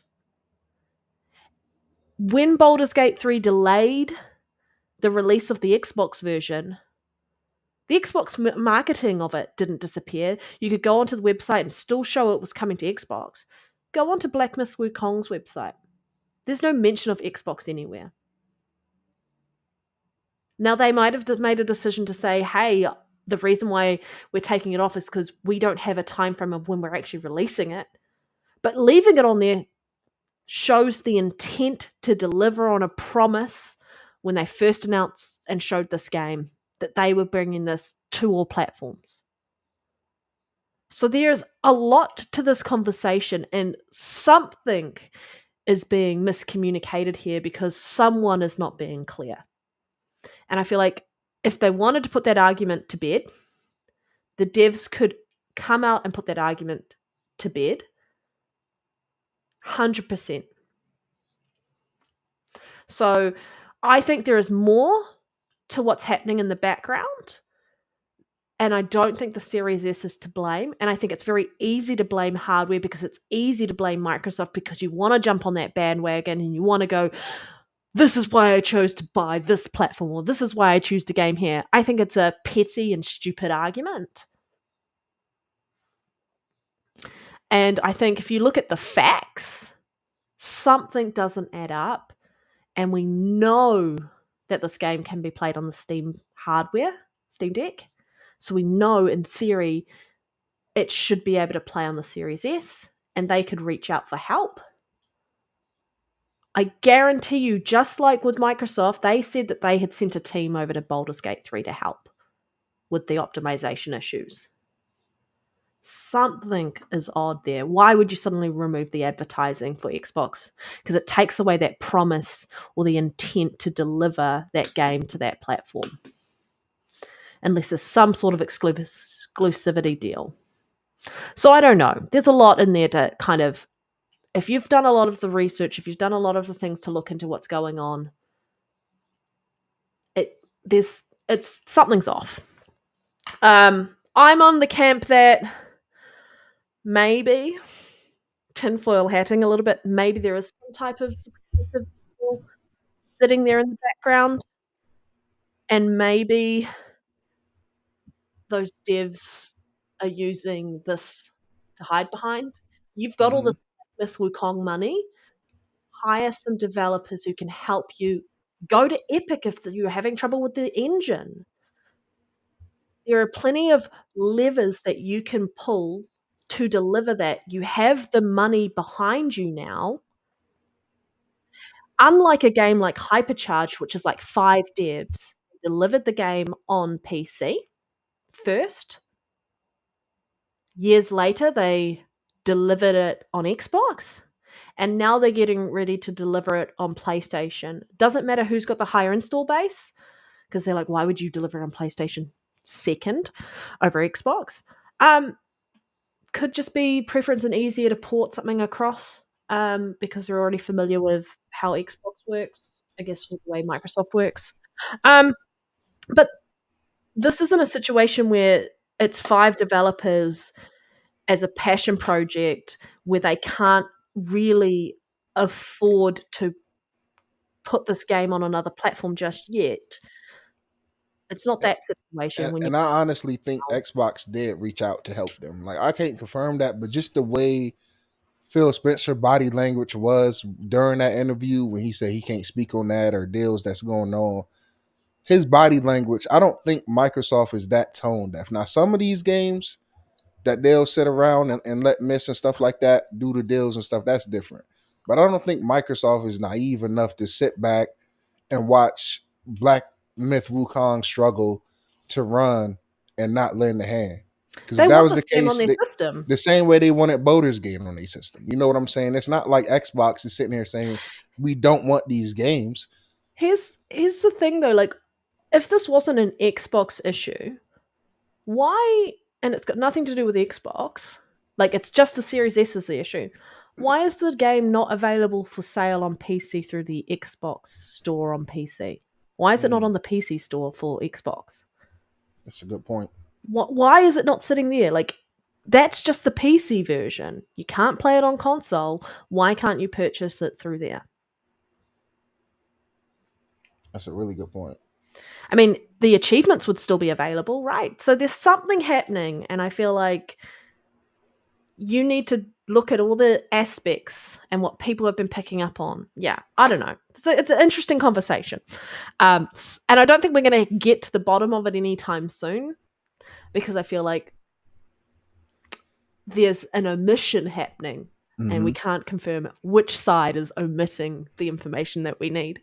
And this is why I'm happy that I did kind of, you know, I am happy I kind of changed my ways and try to be more middle ground so I can have these fair points, because my takes about Wukong could easily be dismissed as, well, oh, he's an Xbox, or he just don't like PlayStation. Nah, I love Astrobot. So if I was really just all anti-PlayStation, I wouldn't have praised Astrobot. You know what I'm saying? So me praising Astrobot is gonna lean into me discrediting. Well, I'm not gonna Hey, discredit because Astrobot's it's a great game. successful. But I have Wukong no is just excuse for not. it. Wukong is not what I thought it was gonna be. I don't think it is what Xbox fans is gonna think it's gonna be. It's a cool game. It's not a bad game, guys. I'm not, but it's just not. I guess what I'm trying to say is for my game. If you respect my gaming preference, Wukong is not better than the games I've gotten from Xbox this year. Well, we've got that It's other game coming. What is that other game coming? Oh, why can't I think of it? Black. No, what? No. Wu Chan Feathers or something like that. Yeah, Something like that. Yeah. We've got that that. game looks a lot That better. game looks good. That game looks a lot better. But And the I sad have thing, been spoiled from optimized games. I have, like Hellblade 2, extremely polished, extremely optimized. sad thing is that game is going to fill a gap that this game could have filled back then or now. And then this other game's going to come along. And if this other game is better, then you go back to play Black Myth. I'm not saying it will be better. I'm just saying if there is always a possibility. Some games are better than others. It might be the opposite way around. Black Myth might be a better game. But it just means that Black Myth's Wukong's, I guess, fanfare and hype and that snowball effect it was having, and that FOMO might be lessened if you have another game that fills that gap. Yeah. But we also have to start, like this. I'm not going to discredit the success of Black Myth Wukong. I'm not. But we also It's have done a to fantastic realize job. that the story that is covering is really near and dear to the western part of the world. Hey, You know what I'm saying? Or is it called the East? Whichever side China is. East, my bad. I'm talking about Western, but to the eastern side of the world. Like that story, that character means a lot to. But if you're a Dragon Ball Z Mhm. fan or a Dragon Ball fan, that is that story kind of told there. Yeah, I mean, yeah, you got a good point. Yeah. I only reason I mention that is because I think a lot of the hype that followed this game was from those areas of the world, and that's China not to had discredit ridiculous sales. Yeah. Yeah, that's not no discrediting. That's not knocking it or nothing. It's just if the game is about their culture, why would it not be super popular over there? You know what I'm saying? But when it comes over here to the United States, I just don't see and hear enough people and gamers I interact with, Maybe making it that's the seem thing like in that the game United is, States though, because like it might be. where I am, there are so many people talking about this game, and I'm like, It's crazy. yeah. So there is a bit of FOMO there. I know. And I just want to call out very quickly force myself to say that again. the comment that Triad put there, and I had it up on there talking about not delivering a weaker version for next gen. I still think we're going to get that weaker version, but in the space of a handheld, and I think that's I'll where be okay with that. in the mind people are a lot more accepting when it's a handheld. And then I still think you're going to get the fully fledged experience as well in a physical media form of a console. What that looks like, who knows, considering all the changes that are coming in here. But very quickly before we round this out, I'm just disappointed with the amount of people who think Series S is at fault. When the dev straight up down the announced graphics, that like when we had beautiful games on the last generation of consoles, Nero, that look better than this. You just mentioned one earlier, Panda, Rise, Son of Rome. That is a more graphically and visually appealing game than this. That destroys my soul that game has not had a backwards compatibility boost. Definitely, I agree. It deserves to be no longer held at 900p. Deserves to be in 4K. Facts. Like, it deserves some love, and I love that game. Such a great game. Yeah. Okay, where are we at? What is our next topic? Sorry, just in La La Land. It's starting to get really warm and bright here. Okay, so there was a rumor that came up. What is it? Oh yeah, it's a rumor that claims that Xbox next-gen consoles, codenamed Xbox Prime, will launch 2026 alongside Infinity Ward's Call of Duty 2026 title. I'm gonna keep it a buck. I'm gonna call bullshit here. And bullshit here for me is partially because I just don't want this console generation to end that soon. I'm sorry. I'm not ready to move and upgrade from my Series X. Yes, it's been 4 years. 2026, I make it 5, 6 years, 7. coming up on 7, depending on what time of the year it releases, right? But I'm just not ready. And I honestly think that Xbox and PlayStation won't really make too many next gen moves until the release of GTA 6, because I don't think people understand how many consoles that is about to sell. You have to think about all the PC gamers who don't have consoles or just didn't upgrade to next gen consoles because they're home at PC that's going to want to play GTA 6. All those half of Xbox active use, I mean PlayStation, not Xbox, but half of PlayStation active users right now is still on the PlayStation 4. All of those guys is going to want GTA 6. They're going to go out. I promise you, it's probably about 10, 15 million Xbox One players that wake up every day and enjoy playing GTA 5 and Fortnite and just don't feel the GTA 6. If you think that College Football 25, a college football game, boosted Series S sales to heights, and that's a college football game from EA that just happened to be next gen only, GTA 6 is about to move so many fucking units that I think it wouldn't be smart for PlayStation or Xbox to release a next gen console until at least 3 years post GTA 6, because these consoles is about to sell like hotcakes. Xbox is sitting at, I think, what, 31 million lifetime units sold. I can easily see that jumping up to at least 40, 45 million after GTA 6. But what happens if GTA 6 gets delayed into 2026? Then it could launch on the new hardware. Then this shit works out perfectly for them for Xbox. Yeah, I know, right? That's genius on their hand. That's genius as fuck. If that just happens to line up like that, man. Panda, I would love to hear your thoughts. I'm gonna be honest, guys. I'm sentimentally, I'm attached to my my Series X, right? You're gonna say PlayStation? Oh my god! Because I just looked over at it, right? And PlayStation is the first thing I seen. But I'm gonna be honest, my PlayStation is the first thing you see? Because it's fucking big and tall. It's big and tall. It's literally blocking my X from this angle. It's big. I love you, it's Nero. Unorthodox. It's huge. I got your back, chat. I'm giving him shit for you. I'm gonna be honest, guys. Y'all caught me on that one. Somebody's gonna fucking audio that and use that in my next trial. Yeah, go to Ray Court. I was hoping, Bok Court subpoena to get it.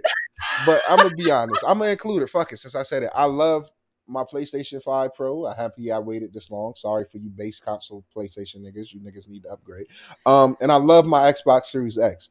And the thought of me having to leave these two consoles, well, not PlayStation not until 2028, but the thought of me having to leave my Series X a year or two from now, just in my heart, I don't think I'm ready to move on. And I wouldn't move on. I'll put that in the living room, and then my next gen Xbox would be on my monitor setup and shit like that.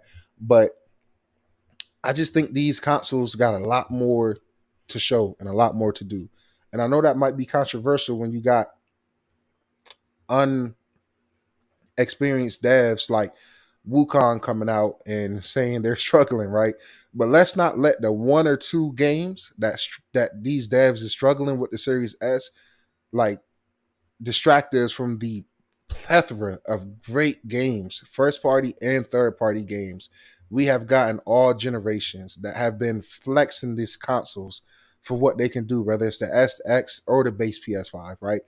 So I just think these consoles got some more to go, man. Plus, we've been promised a lot of shit, right? We've been promised a lot of shit. When I think about certain games and Xbox roadmap that's coming, I'm thinking about playing them on my X. I'm not really thinking about the next gen Xbox because in my mind, I'm not thinking about that for another 4 years, another 3-4 years. But I don't know, Panda. What would you think? What do you think about this? Because I'm mixed.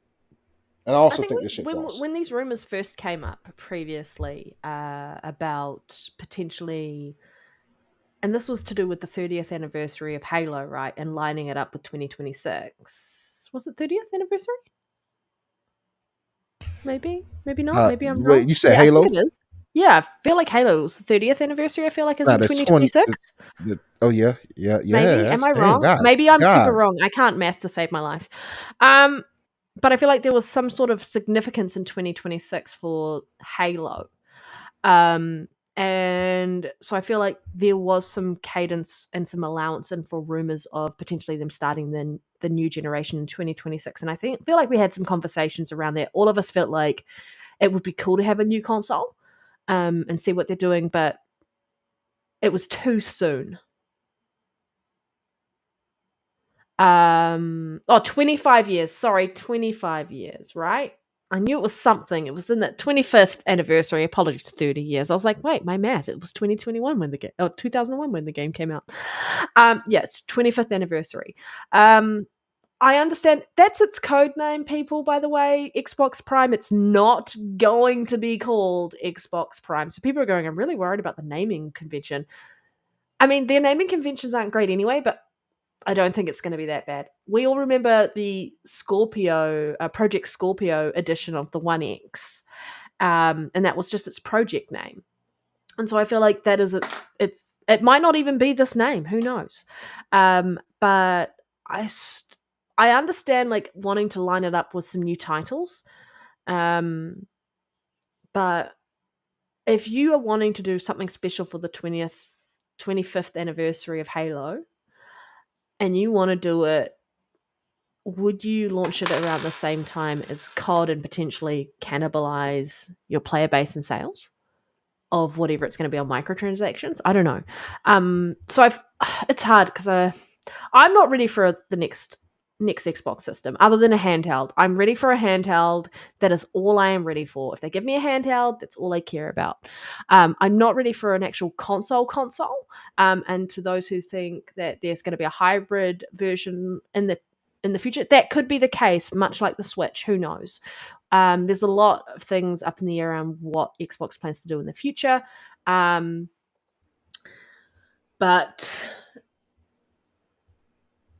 I wouldn't be unhappy with a new console next year. I just don't think it's needed. I think the attachment rate, people upgrading to that system, It'll be you have real to be slow.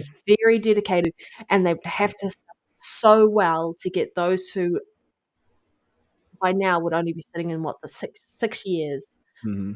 5.5-ish. Yeah, there isn't enough time. I feel like for people to feel like they're getting their money's worth. Mm-hmm. And I also think that's why Nintendo's been quiet around the Yeah, Switch 2 announcement, because they didn't want to miss out I'm on excited for that Christmas too. sales, right? So Mm-hmm. that you don't announce this next piece of hardware until you get all these sales through the Christmas time. And then you announce this new hardware, and then people have that's going to be next year's Christmas presents or whatever it is. So it's kind of like maximizing your sales. I don't know. It's hard to talk about because there are so many things that mean that this could be true. It might not be. It might be the announcements November 2026, and then 2027 they actually release a games console. Because I feel like a lot more people would be more comfortable with at least 7 years. But things are moving so quickly. Technology is evolving so fast, especially with machine learning and such, and AI, that 2026 might be the right time to deliver on it. I don't know. I just would like another year with my Series X. Yeah, and that's Yeah. I'm right there with you, Panda. Like I just got emotional, and then this is for the first console generation where I've been able to buy these next gen consoles by myself.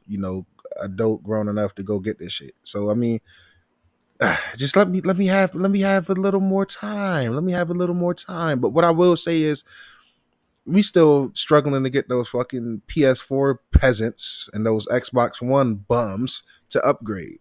So if you think you're gonna bring out a new PlayStation 6 or new Xbox when a lot of your user base haven't even upgraded from the last console generation, and now you're bringing out a new console generation, it's like, well, let's get ready for the most mixed breed of a console gen ever. We still complaining about getting cross gen games to this day. Sniper Yes, Elite, you're gonna that's have that's the question. cross gen game. Like, come on, bro. And that was disappointing to see. I get it. That's a big user base you might not want to leave behind. They got more numbers than we got, so maybe statistically it makes sense to include those. Maybe it's still a whole lot of active last gen users that we just don't acknowledge because we don't hear from them. We're a small minority in this community on Twitter and the gaming world or talking games. We're not the majority, so Mm. But it you will think be about it, like interesting. the only thing that would be make sense for a lot of things around like the way they could transition into a new generation, right, is leveraging that cloud gaming. For those people who Mm-hmm. are on last gen, who want to play games that are next gen only can play them through the cloud system. That's true. Right.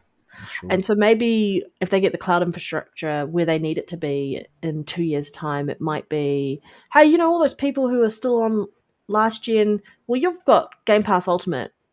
Here's what it is with cloud, because it also sounds interesting the way, like, the rumors of the new controller and the way they're doing and some of the technology happening with reducing latency, especially for the cloud and like having that wireless connection, which is very much like Google Stadia.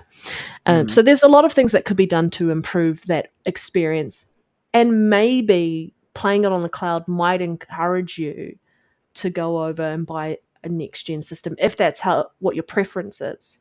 But it could be a way in to kind of still see what the new console generation is offering, but not yet upgrading to the next gen. Kind of like how we with Game Pass, it's kind of like a like, here's your catalog, test it. If you like it, keep it installed and play it, or install it, whatever it is.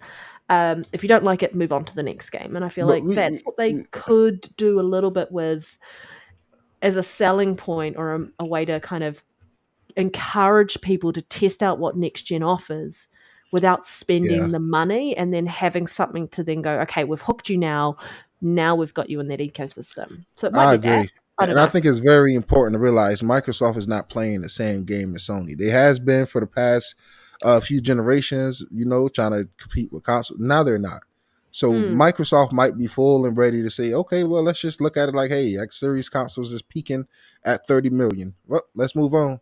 You know, if we sell 30 million Series S's and X's, maybe we can sell 30 million of the most powerful console leap ever, according to Sarah Bond. So, I mean, to me, it'll make sense. You know, we say we're not ready for the move on Panda, but what if, you know, the next gen Xbox come out 2026, and hey, that's our way of finally getting Dragon's Dogma 2, I mean, at a lock 60 ray tracing at 4K, you know? I even think if you take into consideration the way they're marketing this as an Xbox, and whatever's going to happen later in this year, which is going to change the way Microsoft and Xbox and PC works and all of this, and that whole gaming landscape and the way they're setting everything up, you could see an upgrade to the generation with the fact that you don't need to wait for a console to be accessing these games. You can play on your LG through the cloud through Game Pass subscription. And so because LG is the new system that's being added to this. Samsung was there before. You've got Amazon Fire Stick. You've got people accessing it on their computers. You've got all this other stuff there where people can access and play Xbox without needing to purchase an Xbox console. So I feel like they're going to which is why they may be lining it up for 2026, because maybe that's when they really start the new infrastructure of how this is an Xbox is going to go. And they're giving us a good 2-year lead in to change the hearts and minds of people who may be a bit still stuck on the old ways that console generations work. And then deliver something which is going to keep everyone moves forward together at the same time, which is maybe why they're looking at 2026 as a console thing. So I can talk myself into any conversation, right? But I feel there's so many things to think about in that respect. Like, it could be this or it could be that. A lot of it's just wait and see, because there's so many avenues that Microsoft could go down. I think this right, Big Mo, my bad, big dog.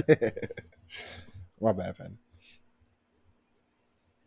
Greatest technological leap. Yeah. I said greatest power leap. But, sorry, Nero, you're a beta tester. Hey, and I'm proud of it, goddammit. Because if I'm a beta tester, what the fuck did that make base PS5 owners? I would hate the goddamn what term is we gonna put on them. Okay, they tested the fan out for you. That's true. Actually, I'm kind of curious. I wonder if the Pro has 3 different fans. Sorry. I'll tell you what, not to be that guy, and I know y'all don't give a damn, but the Pro is, I'm shocked at how fucking cool. Y'all know I'm a gamer. I'm gonna put all my consoles through the fucking ringer, dude. Like, I don't just buy this shit to look at it and say, damn, that's a sexy. Nah, I'm surprised of how quiet it is and how cool it runs. Yeah. So I gotta tip my hat to them a little bit. And for anybody that's still rocking with the base big fat obese, clunky, waddle waddle when it walked PlayStation 5 OG console, bro, please do yourself a favor. Go get the Slim. At least go get the Slim, please. Like anything other than that base. But yeah, I wouldn't be mad at it. I'm gonna just say I'm mixed. I'm not against it. I'm not for it. I'm mixed. I will have to see what it is and then go from there. Yeah, I'm gonna be a wait and see because I feel like they've probably looked at a lot of different angles with how they want to move the ecosystem forward and everything. I'm gonna want to see what their vision is because we got to see what Phil's vision was for last gen and what he did with the 1X, and I just want to say to this day that 1X chef's kiss comparatively to what they delivered day one.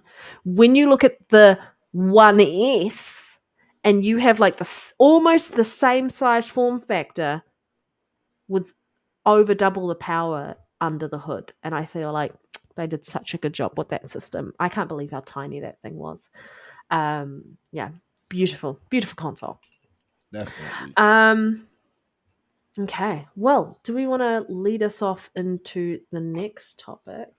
All right, our second to last topic for the night, guys. I know it's been a long one. We appreciate y'all rocking with us too, man. I'm gonna change the scene. Excuse me. All right. So this is huge news for the guys out there that have a lot of PC handhelds, and potentially me in the future as well. I am looking at Steam Decks, but I want to wait for the Switch 2 first because business decisions. But this is really good. Microsoft says it is combining the best of Xbox and Windows together for handheld gaming PCs. Xbox Vice President of Next Gen, Jason Ronald. What a title! And congratulations to him for getting that promotion. Says Microsoft will put Xbox at the center, not the Windows desktop that we have today. So I think that's very interesting. I think it's kind of like more unifying everything. Panda, is there anything in the article you thought was worth highlighting? If you haven't had time to go sit there and like read it or go and watch what they were talking about for CES, because CES was so interesting.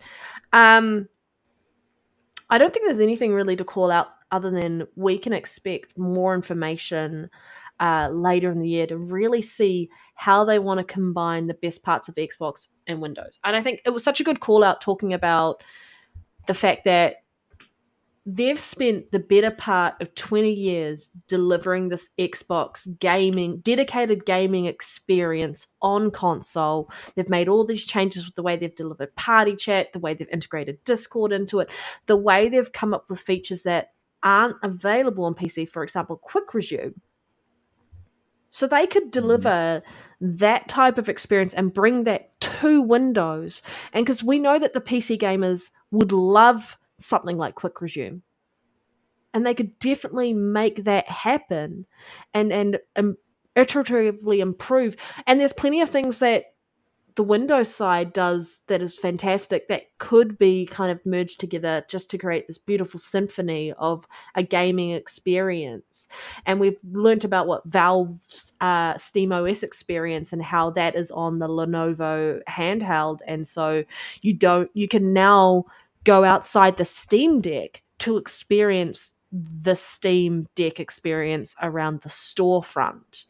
And engaging with Steam in that regard, what you would get to do on PC with your Steam account and so on and so forth, you can now do on a non-Steam or Valve dedicated hardware, which is what I definitely expect Microsoft is looking at delivering. And we've had talks, and those who are in the chat, watching live on Twitter or X or watching after the fact, if you're dedicated enough to be sitting here listening to us on your weekend, then you have watched other people's podcasts, and there's been so much conversation around what the potential of Xbox future could look like. And that is talking about how you might have an Xbox handheld, but you've got everyone's storefront on there. So that becomes your universal place to play while delivering that Xbox experience with the seamlessness of party chat, the way you suspend and resume your games, how that might impact, like when you do a Windows update. Might be that your game is not impacted in the background. When you turn it back on after an update, all fixed, ready to go, as if you could jump back in. There's lots of things that this could look like in the future. And I think because the possibilities are endless and because I have ADHD, it's really hard to rein me in. It's really hard for me to sit down and go, this is what I really think they're going to do. Sometimes it's just nice to sit down and have that explained, which is what I'm looking forward to in 2025, when they actually sit down and go, what did you mean by these comments, Jason? What are you here to tell us is actually going to look like? And then hear from us as the community as to both sides, the PC, the handheld, the Xbox community, and understand whether or not it's well received and they have made the right decision. But I feel like there's so many things cultivating into cloud is a massive thing, handhelds is a massive thing, putting their games everywhere is a massive thing. And I 100% agree with the leaked documents from what's the one that's the US one, not the CMA, which is the commission over in UK. Is it FTC? FTC. Those leaked FTC documents that Sony was talking about, Microsoft has the potential to leapfrog them. And I think we're seeing that happening in real time.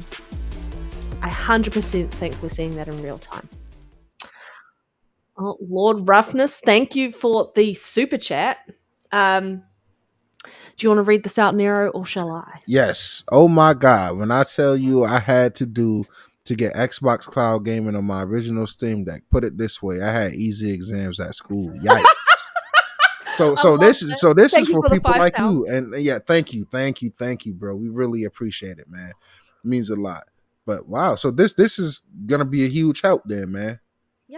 Yeah. Okay, that's really good, man. I can't really speak on this topic too much because I don't have experience with PC handhelds and seeing how Microsoft is integrated on there. I would imagine, I could 100% imagine how difficult and how much easier exams would have been than putting xCloud gaming on your Steam Deck, because of the way that system is set up. Very much so understand that. I had to do partitions of systems on computers, so I know how difficult it can be. And I'm curious, did you have to partition it at all in order to be able to put that on, or did you do something else? I'm really curious as to how you put. I could probably find out. I love technology, but yeah. What are your thoughts? Are you excited for the potential? What do you think is going to be the potential of Xbox moving forward? Like what this future could look like around what Jason Ronald is alluding to. But very quickly, I also want to ask the chat, what are your opinions? Yes, so please. And even after the fact, we read the comments on each episode after the fact. So if you put a comment in the chat, we'll definitely catch up. We'll reply. Yeah. But yeah, what are your thoughts on this, Nero? I don't have too many thoughts, but my overarching perspective of everything, right, that Xbox is doing, because I'm gonna just throw this into everything. I think Microsoft is just setting all their chips in a row and just really getting ready to go all full steam ahead, especially leading in the next generation as far as the quote unquote Xbox everywhere. So this pretty much, from what I'm getting from this, is going to be real beneficial to integrating Xbox ecosystem into your handhelds way better and more smoother. Like Lord Roughness just said, he had easier exams. So I think that's really good, man. Yeah, I think that this is just another move into the Xbox everywhere thing, and I think everything is playing together in that. In regards to this right here, the rumors of games going to other places, I just think Xbox is full on. What I think Xbox want their logo to splash across as many screens as possible, and that's how I'm gonna put it. Whether it's on PlayStation, you fire up Halo, guess what? You got to see an Xbox logo before you get into that game. The same way you got to see a PlayStation logo in MLB before you fire that up in Game Pass. So I think Microsoft really do want to be everywhere. And this is just another example of them taking that step to get there. Another super chat from Lord Roughness, man. We appreciate you. He said, for me, Proton programming is worse than Windows. That's tough, man. Yikes. Damn. That's a good one, man. Wait. The Steam Deck is running Linux, right? From memory. I think it's running that. I believe so. I can't verify though. Can someone please remove the unseen? Oh, don't know if I can. Can I? 1 second, never mind. All right, maybe it's just on Twitch. I have to go onto Twitch and remove it. All right, that's all good. Okay. Yes, it is running Linux. I had a feeling it was running Linux. Very different to Windows. I used Ubuntu, by the way, which is also a Linux program. So if you're a Linux fan, you'll know what I'm talking about with Ubuntu. I hope I'm pronouncing it correctly. Okay, well, I mean, I just want to kind of point out, where is it? Abdel or Clute made a comment. I hope they make everything play anywhere. This way I brought Dragon's Dogma 2 on Xbox. I want to play it on the Rogue Ally as well. I think if they put the gamer at the center of the experience, it might be that the way that you, and I think they will eventually get to play anywhere being any game everywhere, is you buy that one version through their store and you can play it on any device that has access to through the Xbox app, whatever that looks like. I feel like we're going to get more of Xbox on a third party, like more access on third party, more than anything else. Yeah. So I feel like that is going to be a possibility. And I feel like that is what they've been working on in the background around having the ability to buy Xbox games through the app, having the ability to use cloud stream any of your games that you own as well. I feel like that's another part of that puzzle piece that they're trying to fill. And I think the Play Anywhere initiative is such a great and pro-consumer initiative. Yeah. Okay. All right. Last topic. Oh, me and my friend, our Steam Deck and several YouTube videos took several hours to get Game Pass. Oh, sorry, I didn't mean to whistle so loud in your ears. Apologies. Damn. Yeah, that's Proton.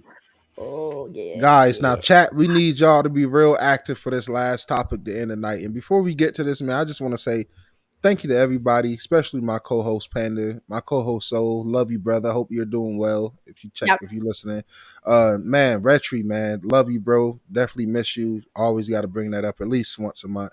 And everybody in the chat, man, whether it's you're watching on YouTube, Twitch, or X, we really appreciate it, man. 221 people watching live. Well done. Yes, Across man, all of that. Across all exactly. of that. Well done. 220 people rocking with us, man. We 2 hours and 30 minutes in. Man, we really appreciate and love you guys, yo. If you want to continue to support the channel, super chats are appreciated, but not mandatory. If you want to become channel members and get access to special stickers and better ways to troll me, then, you know, that option is there as well, man. I just want to say I thank you guys, man. I thank the community. This podcast, man, it means a lot, man. I'll be missing you guys when we're not here. So I just wanted to get that off, man. I don't want to get all soft and shit. Yeah, let me shake that off, you know? Shake it off. But look, I would love to hear everybody's opinions, man. So the latest rumors, the exact same rumors that hit around this time last year, you know, apparently Gears of War is coming to PS5 this year, according to Rendo Central. The first game in the series to hit the PS5 will be Gears of War 1 Ultimate Edition. Hellblade 2, Age of Mythology are also reportedly coming to PS5 this year, says the report. Now, and also in that article, I think I've seen a little bit of it. Now, it's not just one way. Final Fantasy 16 is allegedly going to have a stealth drop on Xbox in a similar vein as Death Stranding. That could be the developer direct. Oh, might be. Hey, that'd be dope, man. So I'm gonna be honest, guys, and this is why I'm happy that I took the risk to get the PS5, man, because I don't give a fuck anymore. Right? Excuse my language. I just don't. I don't give a damn anymore. Put these games everywhere. Honestly, at this point, when your game is as good as these games Microsoft has been putting out, you're damn near doing yourself a disservice for making other motherfuckers wait. Granted, we benefit from it, Yeah. but Indiana Jones is such a masterpiece. I really wish that shit would have just dropped everywhere because it probably would have been in the top sale charts on PlayStation because it's that good of a game. Microsoft don't release sales, but guess who do? Our game sales is going to be doing the speaking for how good our games is. So when they go over to PlayStation, and remind you, we've been hearing these rumors since the first game went over to PlayStation. You know, these rumors is a reoccurring thing. And if you notice, I hate this shade jazzing them, but it's like, damn, you guys want to put these Windows Central articles out literally an hour after the Xbox Direct get announced. Yes. Literally an hour, but you guys get what I'm Exactly saying. what Big Mad You Mo know, was so it's like, alluding to. yeah, that's to me, that's corny. It's like every time Xbox gets some type of headway and it starts to go and get that ball rolling, woo woo woo, here come you motherfucking gloom and doomers, right? And I want to apologize to the community because I fell for the gloom and doom last year. It is depressing when you grow up on franchises that are synonymous with your favorite piece of plastic box, and now those franchises that you help support, grow, and build into what they are today to just go to other platforms. That shit stung a little bit. But then I realized, am I a gamer or am I just one of these idiots that sit on Twitter and online every day? The gamer in me, guess what? I would gladly support Indiana Jones again because I bought it, but I would support it again when it comes to PlayStation because guess what? I want to see how the DualSense feels when I swing that whip on them Nazi sons of guns. I want to check that out. If Forza Motorsport goes to PlayStation, it's immediately, no offense to Crew Motorfest, you swung, you tried, but it's not Forza Horizon. If Forza Horizon 5 goes to PlayStation, it is immediately the Wait. best arcade racer on PlayStation. Period. I'm sorry, Panda. Go ahead. Can we have a new advertising slogan, which is "This is how you share old games," and then sends them to Xbox, or sends Xbox games to PlayStation? Ah man, we definitely need a modernized version of that. Someone We needs to definitely do need that. that. Someone needs to do Yeah, this is how you share old games, and then like the old games go into. that's a Oh, fact. But oh, my last point, this is right how you before I make more let Panda money. cook. Yeah, that's a fact. That's more money and shit like that. But even from I'm gonna speak from a gamer perspective because fuck the companies making money. They're gonna make their money. They're gonna get their shit right. So fuck Microsoft and fuck Sony profits, right? How did that benefit me as a gamer? I'm gonna tell you how this shit benefit me as a gamer. I love Halo. It's hard to get people nowadays to play Halo who's on Xbox. It's 100%. a People love 20-year Halo. old franchise. It's 20 years old. We love it because we're diehard Halo fans. But the average nigga on Xbox is looking at Halo and they're shrugging. They're like, okay, cool, bro. I'm not really on that, you know. But if it goes to PlayStation, it's immediately getting millions and millions and millions of players immediately. Well, they've We got have all to the start people thinking who that left some of these last games is gen. bigger than Xbox. Like You've got Xbox is all, big, right? I'm yeah. sorry, Panda. Xbox is big, right? It's huge. But Elder Scrolls is bigger than Xbox, right? Gears of War and Halo got potential to be bigger than Xbox if they go other places than Xbox. These are great games, man. But sadly, they're locked Dear behind Lord, what I can't 30, believe 30 million Xbox series consoles and then however million, PC. I don't really just speaking on specific like consoles. I think it would be good, man. I was upset, Panda. You know how we was, Panda. Me, you, and Retro, I'm we was kind of still. damn near pulling our yeah. We still I feel the mean, type of way for sure. you heard my conversation about Fable going to Xbox, Oh right? yeah, I mean, definitely, going to yeah. PlayStation, and how Hmm. I felt about that because that is just an emotional reaction of someone who's had an experience and loved it on that. I guess my biggest issue, and it'll always be the biggest issue I've had, is the amount of times a game has come to Xbox and not gone to PlayStation. And the PlayStation community has trashed, not the whole community, just the real toxic ones who can't admit that there's a good game and trashed the living shit out of that game because it was an Xbox game, even though it was a great game. And so those people aren't real gamers. And and I feel do not deserve to play a game that they trashed so much just because it wasn't on the platform that they preferred. You're elitist scum, in my opinion, if that is how you want to behave. Absolutely. Like, what the fuck? You're not a real gamer if that's how you're going to behave and trash a game just because it's not on the platform you prefer. If the game's actually garbage, then that's fine. That's a different conversation. But just because it's on Xbox, it's an Xbox game, you want to sit around and trash it. That's my biggest issue. Is they do not deserve, because they've been so disrespectful, and so high up on their high and mighty on their chairs, wherever they're living up in the clouds that they've been living up in. And that's not the wall of that community. There are plenty of people in that community that definitely acknowledge a good game when there is a good game. They're just not as vocal as the other assholes out there. And so for the people, like, what is interesting though is the amount of people who trash Xbox games then are happy to buy and play them and enjoy them on the PlayStation, because that is their preferred platform. That is where they want to play. But we heard, if you want to play these games, you're going to have to get a PlayStation. But they're not willing to go. And I talked about this, I think, the show before we went on a break, was there are more Xbox gamers who own a PlayStation than there are PlayStation gamers that who own own an an Xbox. Xbox. That is correct. 100% true. That is a fact. You can't. That's because Xbox is home of the real gamers, and that statement is facts and proves that.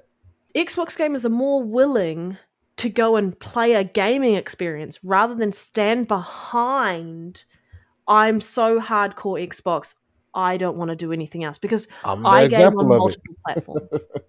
Me and Panda both. Actually, me, Panda, Retri, we're all examples of it. You know, they game across multiple platforms. PC. Panda has screamed her love for Nintendo a plethora of times. I'm pretty sure me and Panda will be getting that so Switch anti-consumer. Too. Yeah, Panda. When I tell you, I think I'm a day one that Switch too, bro. Like I'm so in there. So I will say one thing that do rub me the wrong way. And guys, I'm gonna let you know right now. We had some moments last year. Well, I had some moments last year where I was getting frustrated with Xbox and especially, you know, their direction and stuff like that.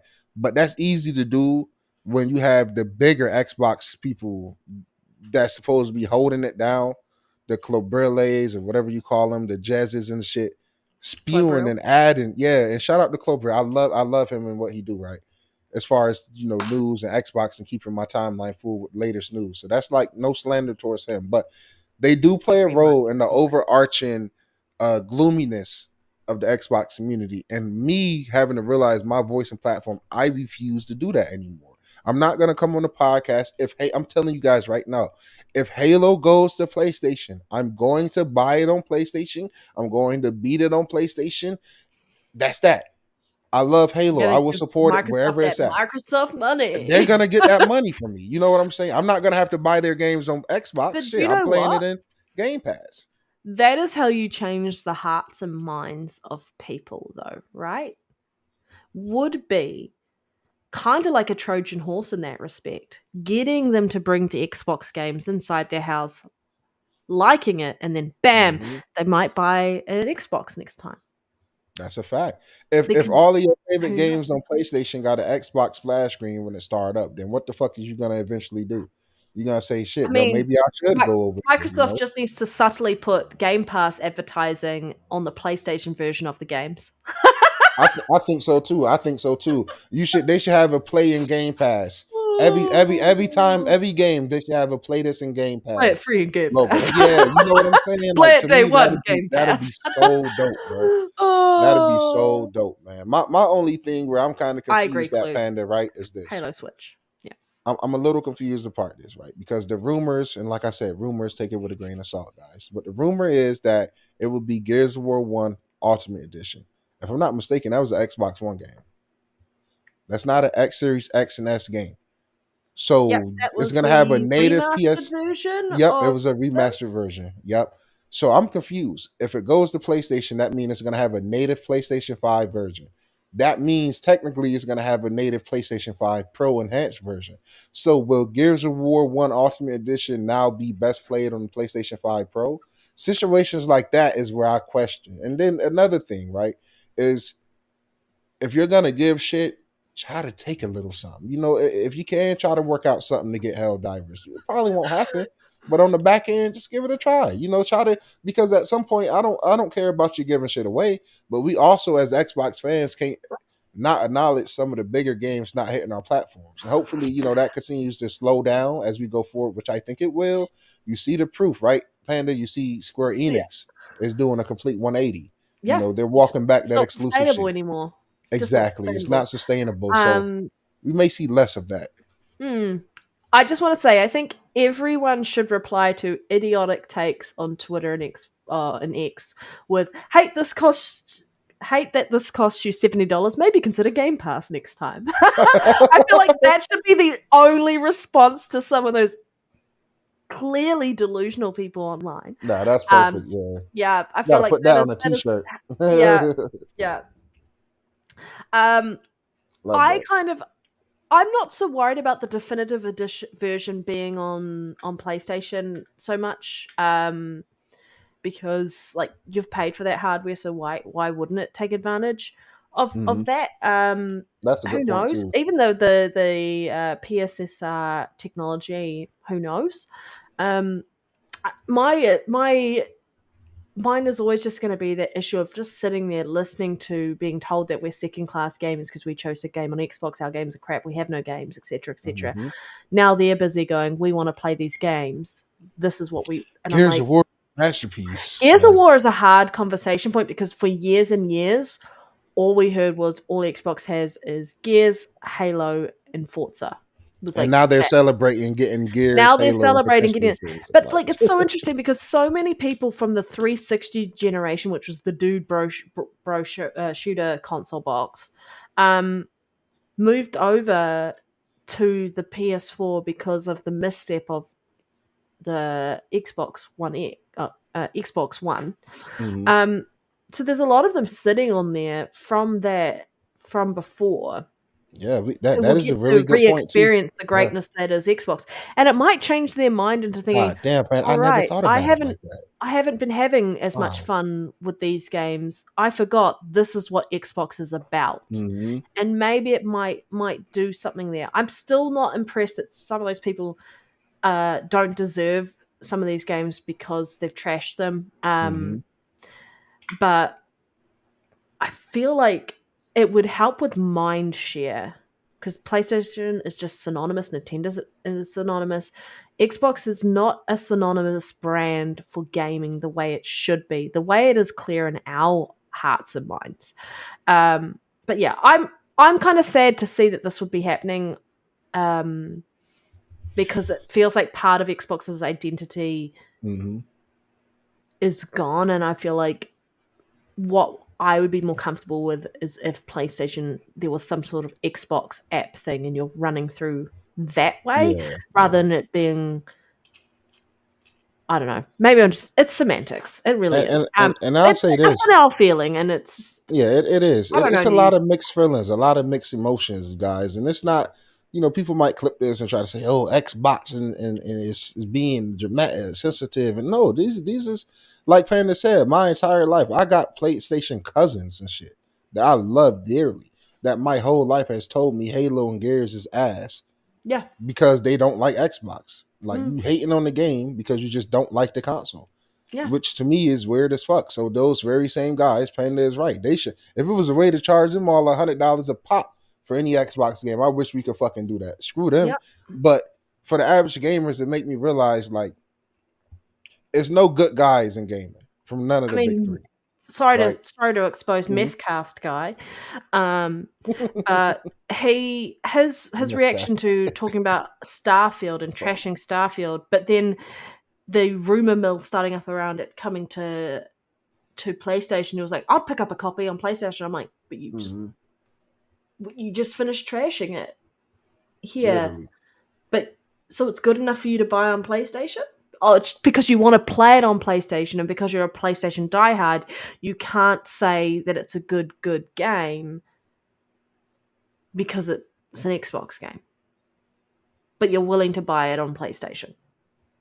Yeah. So it really just proves that you're a hypocrite and you're a liar and you aren't genuine as a human being, have any decency or dignity, or can stand up to any scrutiny whatsoever. Yeah. Sorry, I'm just a little bit I catty agree. today, people. A little bit catty. Yeah, I'm just pissy at some of the community that shouldn't have a voice, and they do. And I guess my last talking point would be this: it's no quote unquote good guys. Nintendo isn't the good guys. Nope. Xbox isn't the good guys. And PlayStation isn't the good guys. But goddamn it, if it's a scale, right? Nintendo I will put Nintendo towards more of the good guys. You know, when the layoffs was going on all around the world, what did Nintendo do? They gave raises. You know what I'm saying? That's some respectable shit.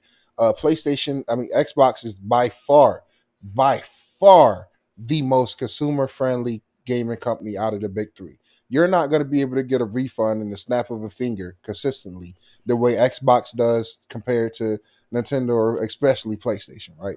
So I brought up the good guy shit is because Microsoft is playing that role of really bringing gamers together. And in order to bring gamers together, you're going to divide gamers a bit before you unify them. You putting your games on other platforms is definitely going to divide everyone. But when you do put them over there and everybody is hopping on Halo, and Halo is you're getting in games in a blink of an eye because the servers are so packed, the community is thriving, Xbox is raking in profits and stuff like that, then it's a brighter future. It's literally bridging and bringing everyone together. And I have to tell people, a nigga like me don't mind double dipping. I'm really the type of gamer where I don't mind double dipping on my games, right? Yeah. But most people, if they have the option, they're gonna go Game Pass, and that's very important. For me, I love Outer Worlds, right? I love Outer Worlds 2. I will play that in Game Pass. I will beat it in Game Pass. I will review it via Game Pass. And then I will wait until I see it on sale on PlayStation. I'll double dip, see what the Pro enhancements is talking about, see what the DualSense is talking about, see what that version of the game is talking about. But a lot of people is not doing that. So having the option to just play all of these games and Game Pass day one cannot be understated. But I think it is smart on Xbox because at some point you're limiting yourself. Indiana Jones is a masterpiece, but it's not no guarantee that the entire fan base of Xbox is going to enjoy a game like that. You know, everybody been begging for walking simulator games from Xbox and movie games, but it's not no guarantee that the overarching fan base is going to be as appreciative of those said games as the next company and franchise would be. Like, it's not a guarantee. Who's to say Concord probably would have received better reception on Xbox than it would have on PlayStation? Why? Because Nothing Xbox was is saving that more. game, though. Yeah, But nothing. Definitely might have nothing been was right. saving that. Nothing was saving that. But at least on he would have been Xbox, right. we're home of the multiplayer and competitive gaming. So it probably would have been a larger player base on Xbox, even though the game is I shitty feel like regardless. if you had people playing the Gears multiplayer Mm-hmm. and Halo multiplayer and all of these, they would have realized how shite Concord was, because they're like, yeah, this is great, this is fun. And I'm like, Is it really cool, it's fun, but like, are you having the experiences that you've had playing like Gears Online or Halo Online or even Fortnite Online or Call of Duty, like, or Apex or all the other litany of online games? If you compare it to the other ones, it was selling itself short and soulless. Interesting. But Lord Roughness goes, question: if Xbox had lost the court case and not got COD, would Sony still be getting Xbox games? I don't think so. I don't think so because at that point, you still need your own identity has to be Xbox in our exclusive ecosystem. With bringing on Activision, you're now bigger than just Xbox, right? Which is just the consoles. You're bigger than just the consoles. And I think that's what me and a lot of us hardcore Xbox fans fail to realize. We fell in love with Xbox when it was only a console. PlayStation is still only a console. Xbox is an ecosystem. It's more than just the Series X and S. It's more than that. And they've been telling us that for a while. Now it's up to you Yeah.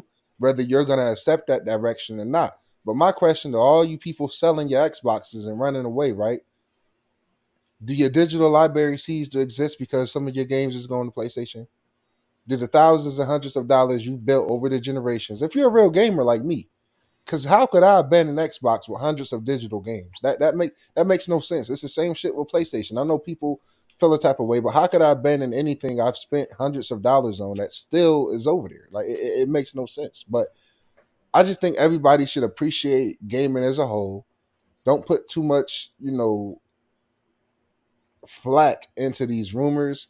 And even if they do turn out to be true, half of you motherfuckers that's crying about Halo haven't touched Halo in months. Half of these dudes crying about Gears probably didn't even beat Gears, at least, let alone the original trilogy. Now, I'm not talking about our supporters. I'm not talking about our community or even some of the community podcasts that we fuck with in their communities, because we all kind of share similar communities. I'm not talking about you guys, right? I'm talking about the most loud vocal ones. Like, no offense, but even Tim Dog. You know what I'm saying? Like Tim Dog, the Colts, and all these guys. If you scroll down their gamer tags, if they even public at that point, a lot of these dudes hide their shit. And that's why it's a haha, I gotcha moment when they do find screenshots of them not playing these games. You can't do that to Panda. You can't do that to Soul. You can't do that to Yeah. Nero. Our gamer tags and shit is out here. NextGenNero on Xbox, JXY Marley on PSN. We have nothing to hide. We have nothing to lie about because we are gamers first and foremost. So my thing is, real gamers, like I understand. I love the fuck out of Halo, but Halo might have reached this peak. It might have peaked on Xbox already as a franchise. A lot of franchises would never be able to deal with the problems Halo is going through because a lot of you motherfuckers never make it to 20 years. I literally got a Halo 20th anniversary poster on my wall, and I can't wait to upgrade that to the 25th anniversary, maybe even with a console if it dropped like Panda and Lord Roughness pointed out, right? But I just think that this is good for gaming as a whole. I Yeah. think it's just healthy. We Yeah. have to start talking about health as far as these games. We have to stop being so, closed minded and so just ignorant. And I get it, bro. It's embarrassing. You got to eat fucking crow. This is why. Since day one, me shitting on PlayStation, okay, cool. But day one, real people who know me, Panda, Retries, they can vouch. I've been saying I want to play a Returnal. Yeah. We've been saying Last of Us is goated franchises. We've been saying it's games here and there that we love and hold near and dear to our hearts. But for whatever reason, we can't support Sony or we refuse to support them right then in that moment. It's great games everywhere, but that's the difference. We can admit it's great games on our platform on the other side. They can't do that. But guess what? They don't have to admit it because guess what's going to expose it? The sale charts. Yeah. The sale charts. Men lie, women lie, numbers don't. Yep. Numbers don't. And I wouldn't be surprised Right. if Halo and Gears end up having a higher player base on PlayStation. Well, that shouldn't be surprised. I mean, you got double the fucking console, so just about. But Well, I I think it's wouldn't also be surprised. the fact that you've got lots of people who have never experienced the Mm-hmm. greatness that is those because they've never bothered to expand their horizons.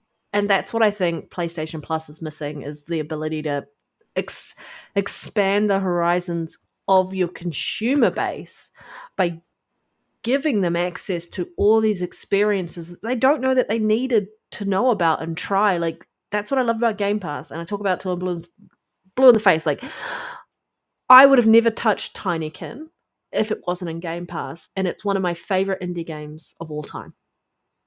If you haven't played Tinykin, play it. Such a good game. So much fun. So easy to play too. Panda, I have a Yeah. platformer. I am so sorry because you brought up Tinykin, and it's a game. I have to go look, right? I have to look real quick. I'm sorry, guys. Just give me a second. But it's a game I want Panda to check out because it's a platformer game, and you might have heard about it. Then again, you might not have. But I'm about to While you're checking it slow out, it I'm just down. going to quickly answer Lord Yes. Roughness's question. I still think there would have been Xbox games going to PlayStation, but like Phil Spencer said, things contractually, whatever, and if we've done this in the past, when they bought out Bethesda, they said there'll be certain things on a case by case. So I still feel like it would have happened. But it might have taken longer to get there because I don't think, like, if Game Pass was doing the numbers that they really want it to do and converting the way they want it to do it, you probably wouldn't see it. But the fact that the way that they're going, why are we just limiting ourselves? Because they want to hit, what, 3-4 billion gamers worldwide. Why are we just looking at this channel and not looking at every channel of revenue? And I feel like they were always going to get there. The biggest thing that ABK has done for them, and I'm so glad that they were able to get that, is making it easier for them to deliver on the promise that is games in a regular cadence, while also keeping the bank account healthy and providing a significant addition to the pillar and, I guess, return on investment and value proposition for Microsoft to go, let's keep investing. And that's what that acquisition did. Really, really helped with that and the future of what we're getting now. And as a result, they will have had to pivot. They can't look at it in a myopic way. They really have to look at it holistically and go, what makes sense? How do we deliver on this promise? And that means we go beyond what we're currently delivering. We expand that. And I'm excited for that. But there is going to be, it's like grief. You're going to go through the different stages of grief as you come to terms with some of the changes. And you've got people who are sitting in anger and who haven't moved past that and have gone and had a hissy fit and gone over to the other side and gone, I want to stay where exclusive are. And I'm like, but there are no exclusives there anymore. So you just had a hissy fit for no reason. And you talked about this plan and whatever it was, but your feelings have been hurt. Your identity that you've created and attached yourself to has crumbled, and so now you're just throwing your toys out of the cot and having a hissy fit and going over to another system just because you can't accept what is inevitable and going to be happening with the industry moving forward. And so we're all going to be in different stages, and there are going to be things that catch us off day by day because we're not ready. But as a community, we're having these conversations, we're talking, we're listening to other people's perspectives, and we're learning to come to terms with things that we may be uncomfortable with initially. But we don't need to act like some of the spoiled, selfish gamers online who want to make it all about them. Because it's not all about them. Anyway, I just want to play something for everybody. So let me know. Man. Let me know if this works.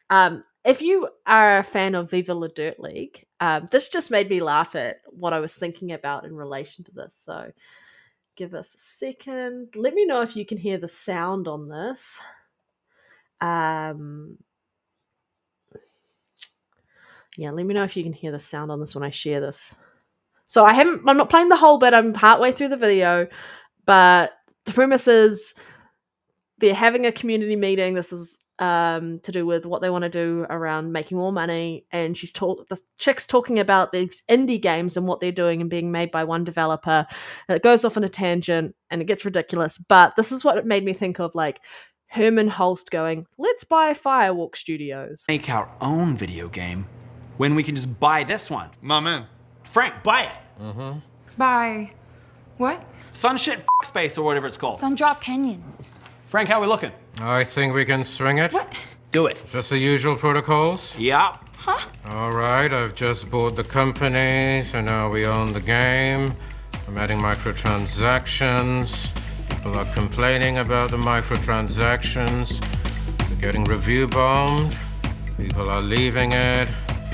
I'm adding huge cuts to the dev team, shutting down the servers, and it's done.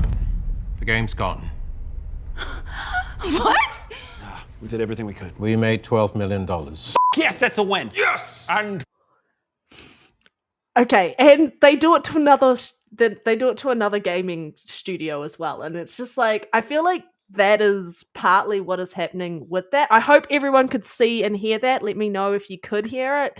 But I found it extremely hilarious. So like they purchase it, they're adding gaming microtransactions, the community is upset. They then start losing developer, like making the studio smaller, and then the studio gets closed down and it's gone. And I was like, the irony of what happened to like Firewalk Studios and other studios and other games that have had sort of things happen like that. Play it again. Okay. Would you like to watch the whole? I should just pop the link in the chat, but I could. Oh wait, we can watch the rest of it if you would like. I'll press play for the rest of it. My axe. Ha! All right, no, this is good. This is great. Abby, you had another game on your list. What is it? Don't worry about it. No, you said another game. What was the other one? Mm-hmm. No, that's fine, you guys. Abby. Fine. The next game I was gonna talk about is called Leaves and Fall. It was once again made by one person, a father who was trying to get over the death of his son. Frank, buy it. On it. I just bought the company, so we Frank, now buy own it. the game. I'm adding microtransactions. You know what's freaking amazing? Our community on Discord. All right, I'll play it from the other bit. Where were we up to?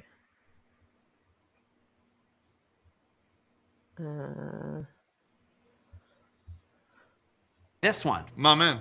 Frank, buy it. Okay. By what? Sunshit Space or whatever it's called. Sundrop Canyon.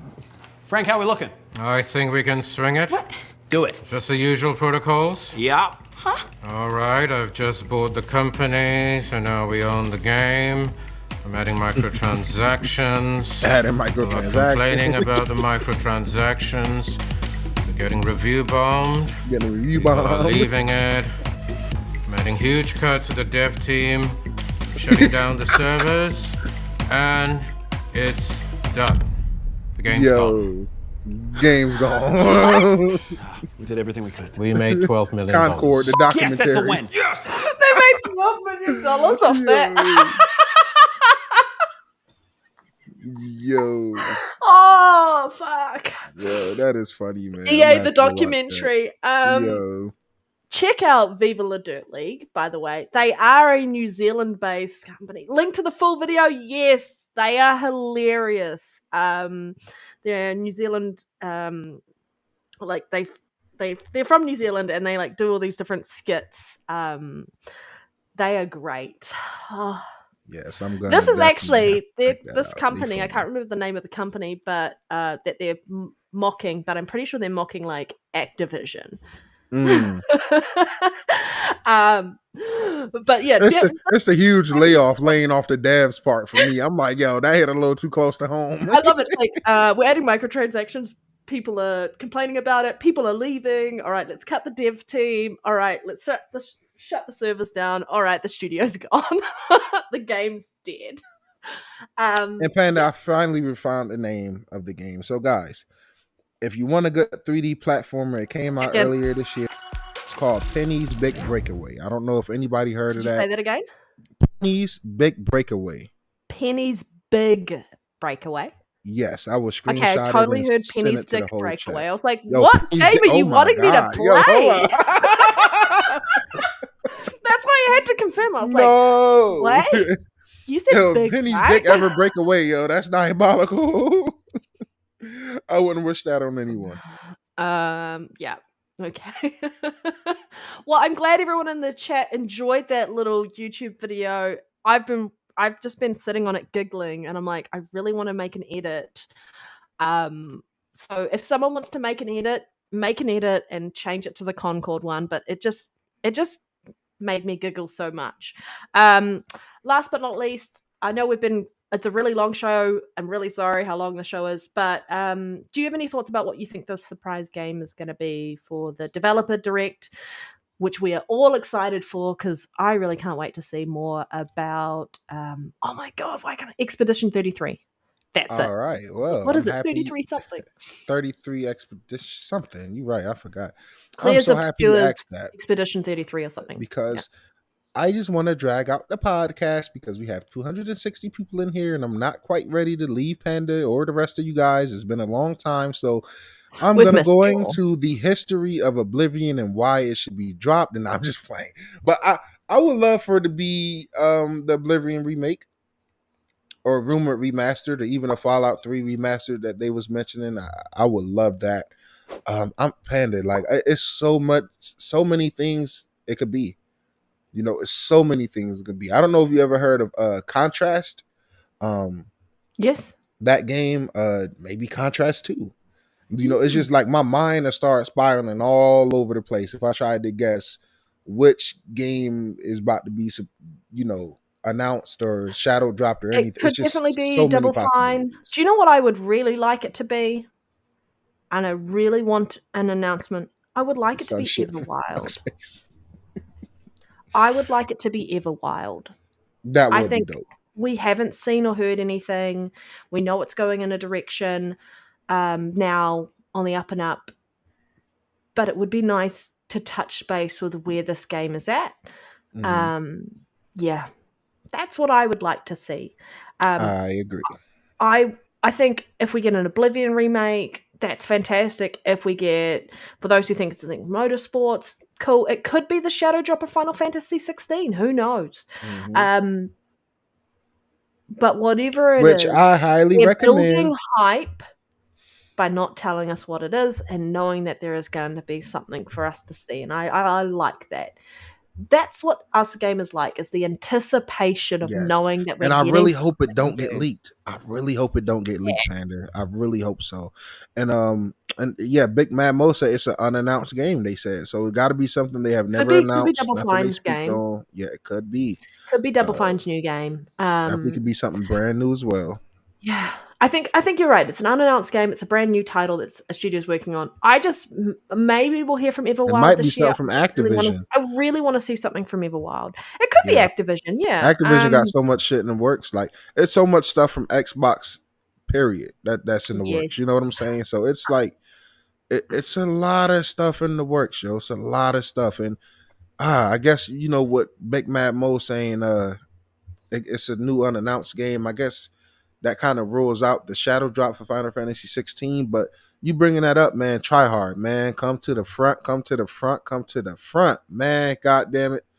Thank you, bro, for recommending this game and staying on my back and staying on my case. Because this could have been another example of NextGenNero brushing the game off and never playing. But since day one, Try Hard has been telling me to try that game. And man, when it comes to Xbox, check it out.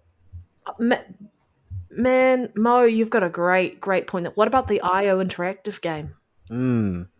Oh, yes. And did that Wukong game? I mean, not Wukong, but damn, what's the yo? No way, I'm not remembering my favorite rap group. Oh my god, Wu-Tang Clan. Yo, I about smack myself. Yo, y'all about heard me smack myself on camera.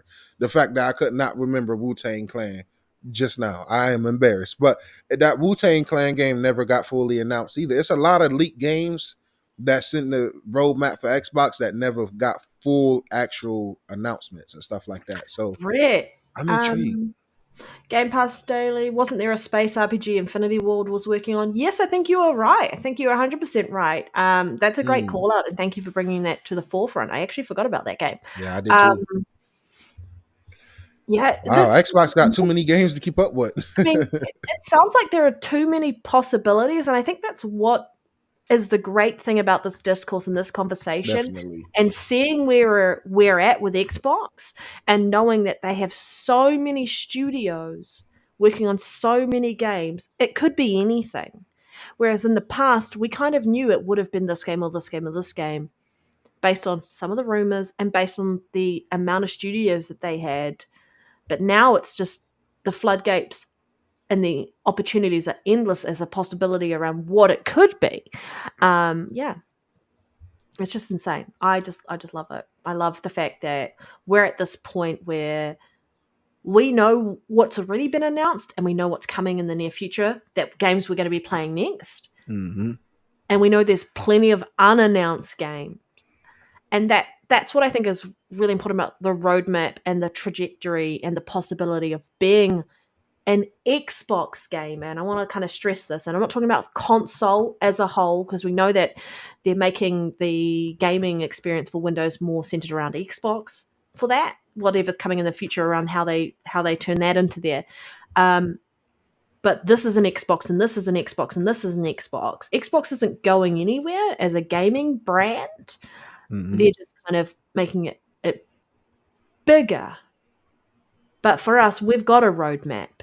We know how many studios, how many potential games. We know what's coming in the very near future. But there is the fact, and you know what Nintendo's doing. There's Switch 2. They're always going to have Zelda. They're always going to have Mario. They're always going to have Pokemon. Those games always sell like crazy. Nothing to worry about on that front over there. What is happening on the PlayStation side, that is where a lot of our community there is concern, because competition is king. And for a company that's been such a force of nature around locking things in for their consumers, for their fan base, and having a general cadence of releases on a regular basis, and seeing them canceling all these games, it is a concern,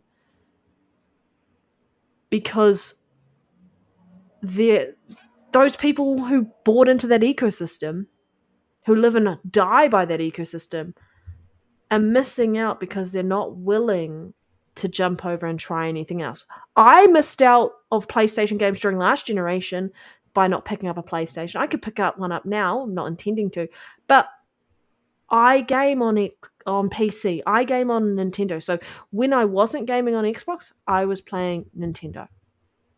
Or I was playing on PC. More likely Nintendo, because I really love Nintendo. But I didn't feel like I was essentially missing out, because I was putting my hours somewhere else. And I was still enjoying other games when Xbox was lighter on games. But there was plenty of games that I'd never ever played, and you had all the third party, so you weren't really missing out. It's just a lot of those games that kind of held up PlayStation over the years, those developers and those studios and those publishers, they're going third party now, so PlayStation has less to lean on, and so they're very quiet, and their community, the ones who are so vocal, so negative, are really deflecting and getting defensive and getting quite nasty.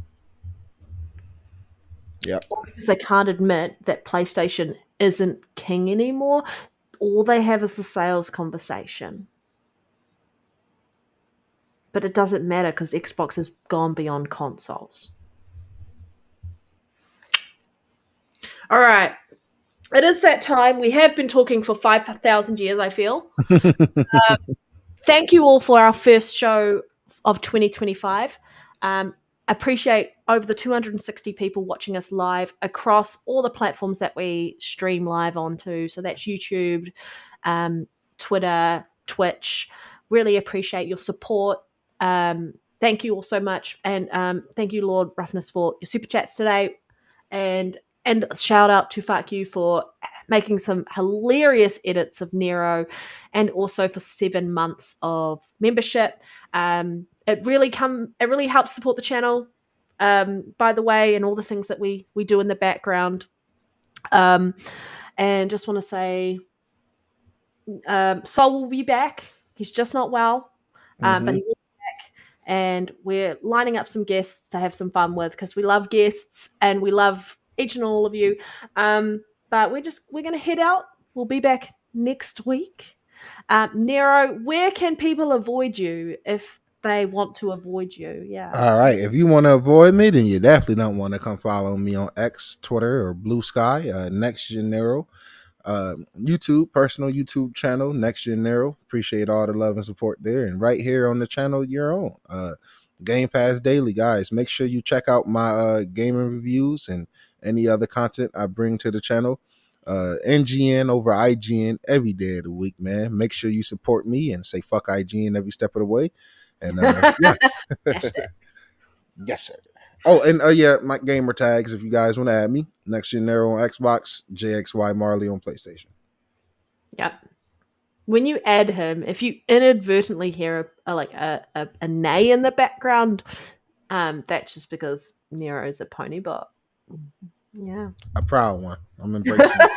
I'm embracing the you're games okay. going everywhere. I'm embracing gaming You're everywhere. okay. I'm out to embrace it. And I think I know we all do it in jest, but I just want to kind of add, our community has taken a really big liking and been open to a new person in our community who's doing really well online, who realized the error of their ways and realized that they weren't necessarily being true to themselves as a gamer by not playing on Xbox. And now that they do have an Xbox, they are realizing how great the system is.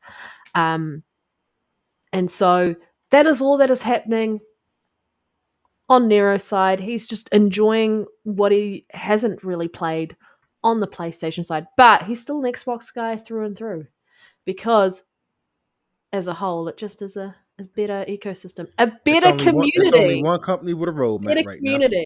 now. No. Only one of these guys got a clear roadmap. I know what's coming from Xbox, goddammit. Yes, Outside of Ghost of Yotai, which I am excited where you for. go, I know what's coming coming to Xbox, and then it's coming to PlayStation. But thank you all. We're gonna head out. You just very quickly, you can find me on Xbox, Red Dead Panda. You'll see my icon matches, everything else. You can find me on Twitter and Blue Sky. I am there on both. Yeah. And now my holidays are basically over and I'm not doing as many renovations. I will be able to do some community game nights and those sort of things. And I should be setting things up to do something on my own channel at the moment. But things are happening in the background. I just want it to be perfect before I launch anything coming up. Definitely. But have a great rest of your weekend, everybody. And we will catch you all next week. Bye. Bye.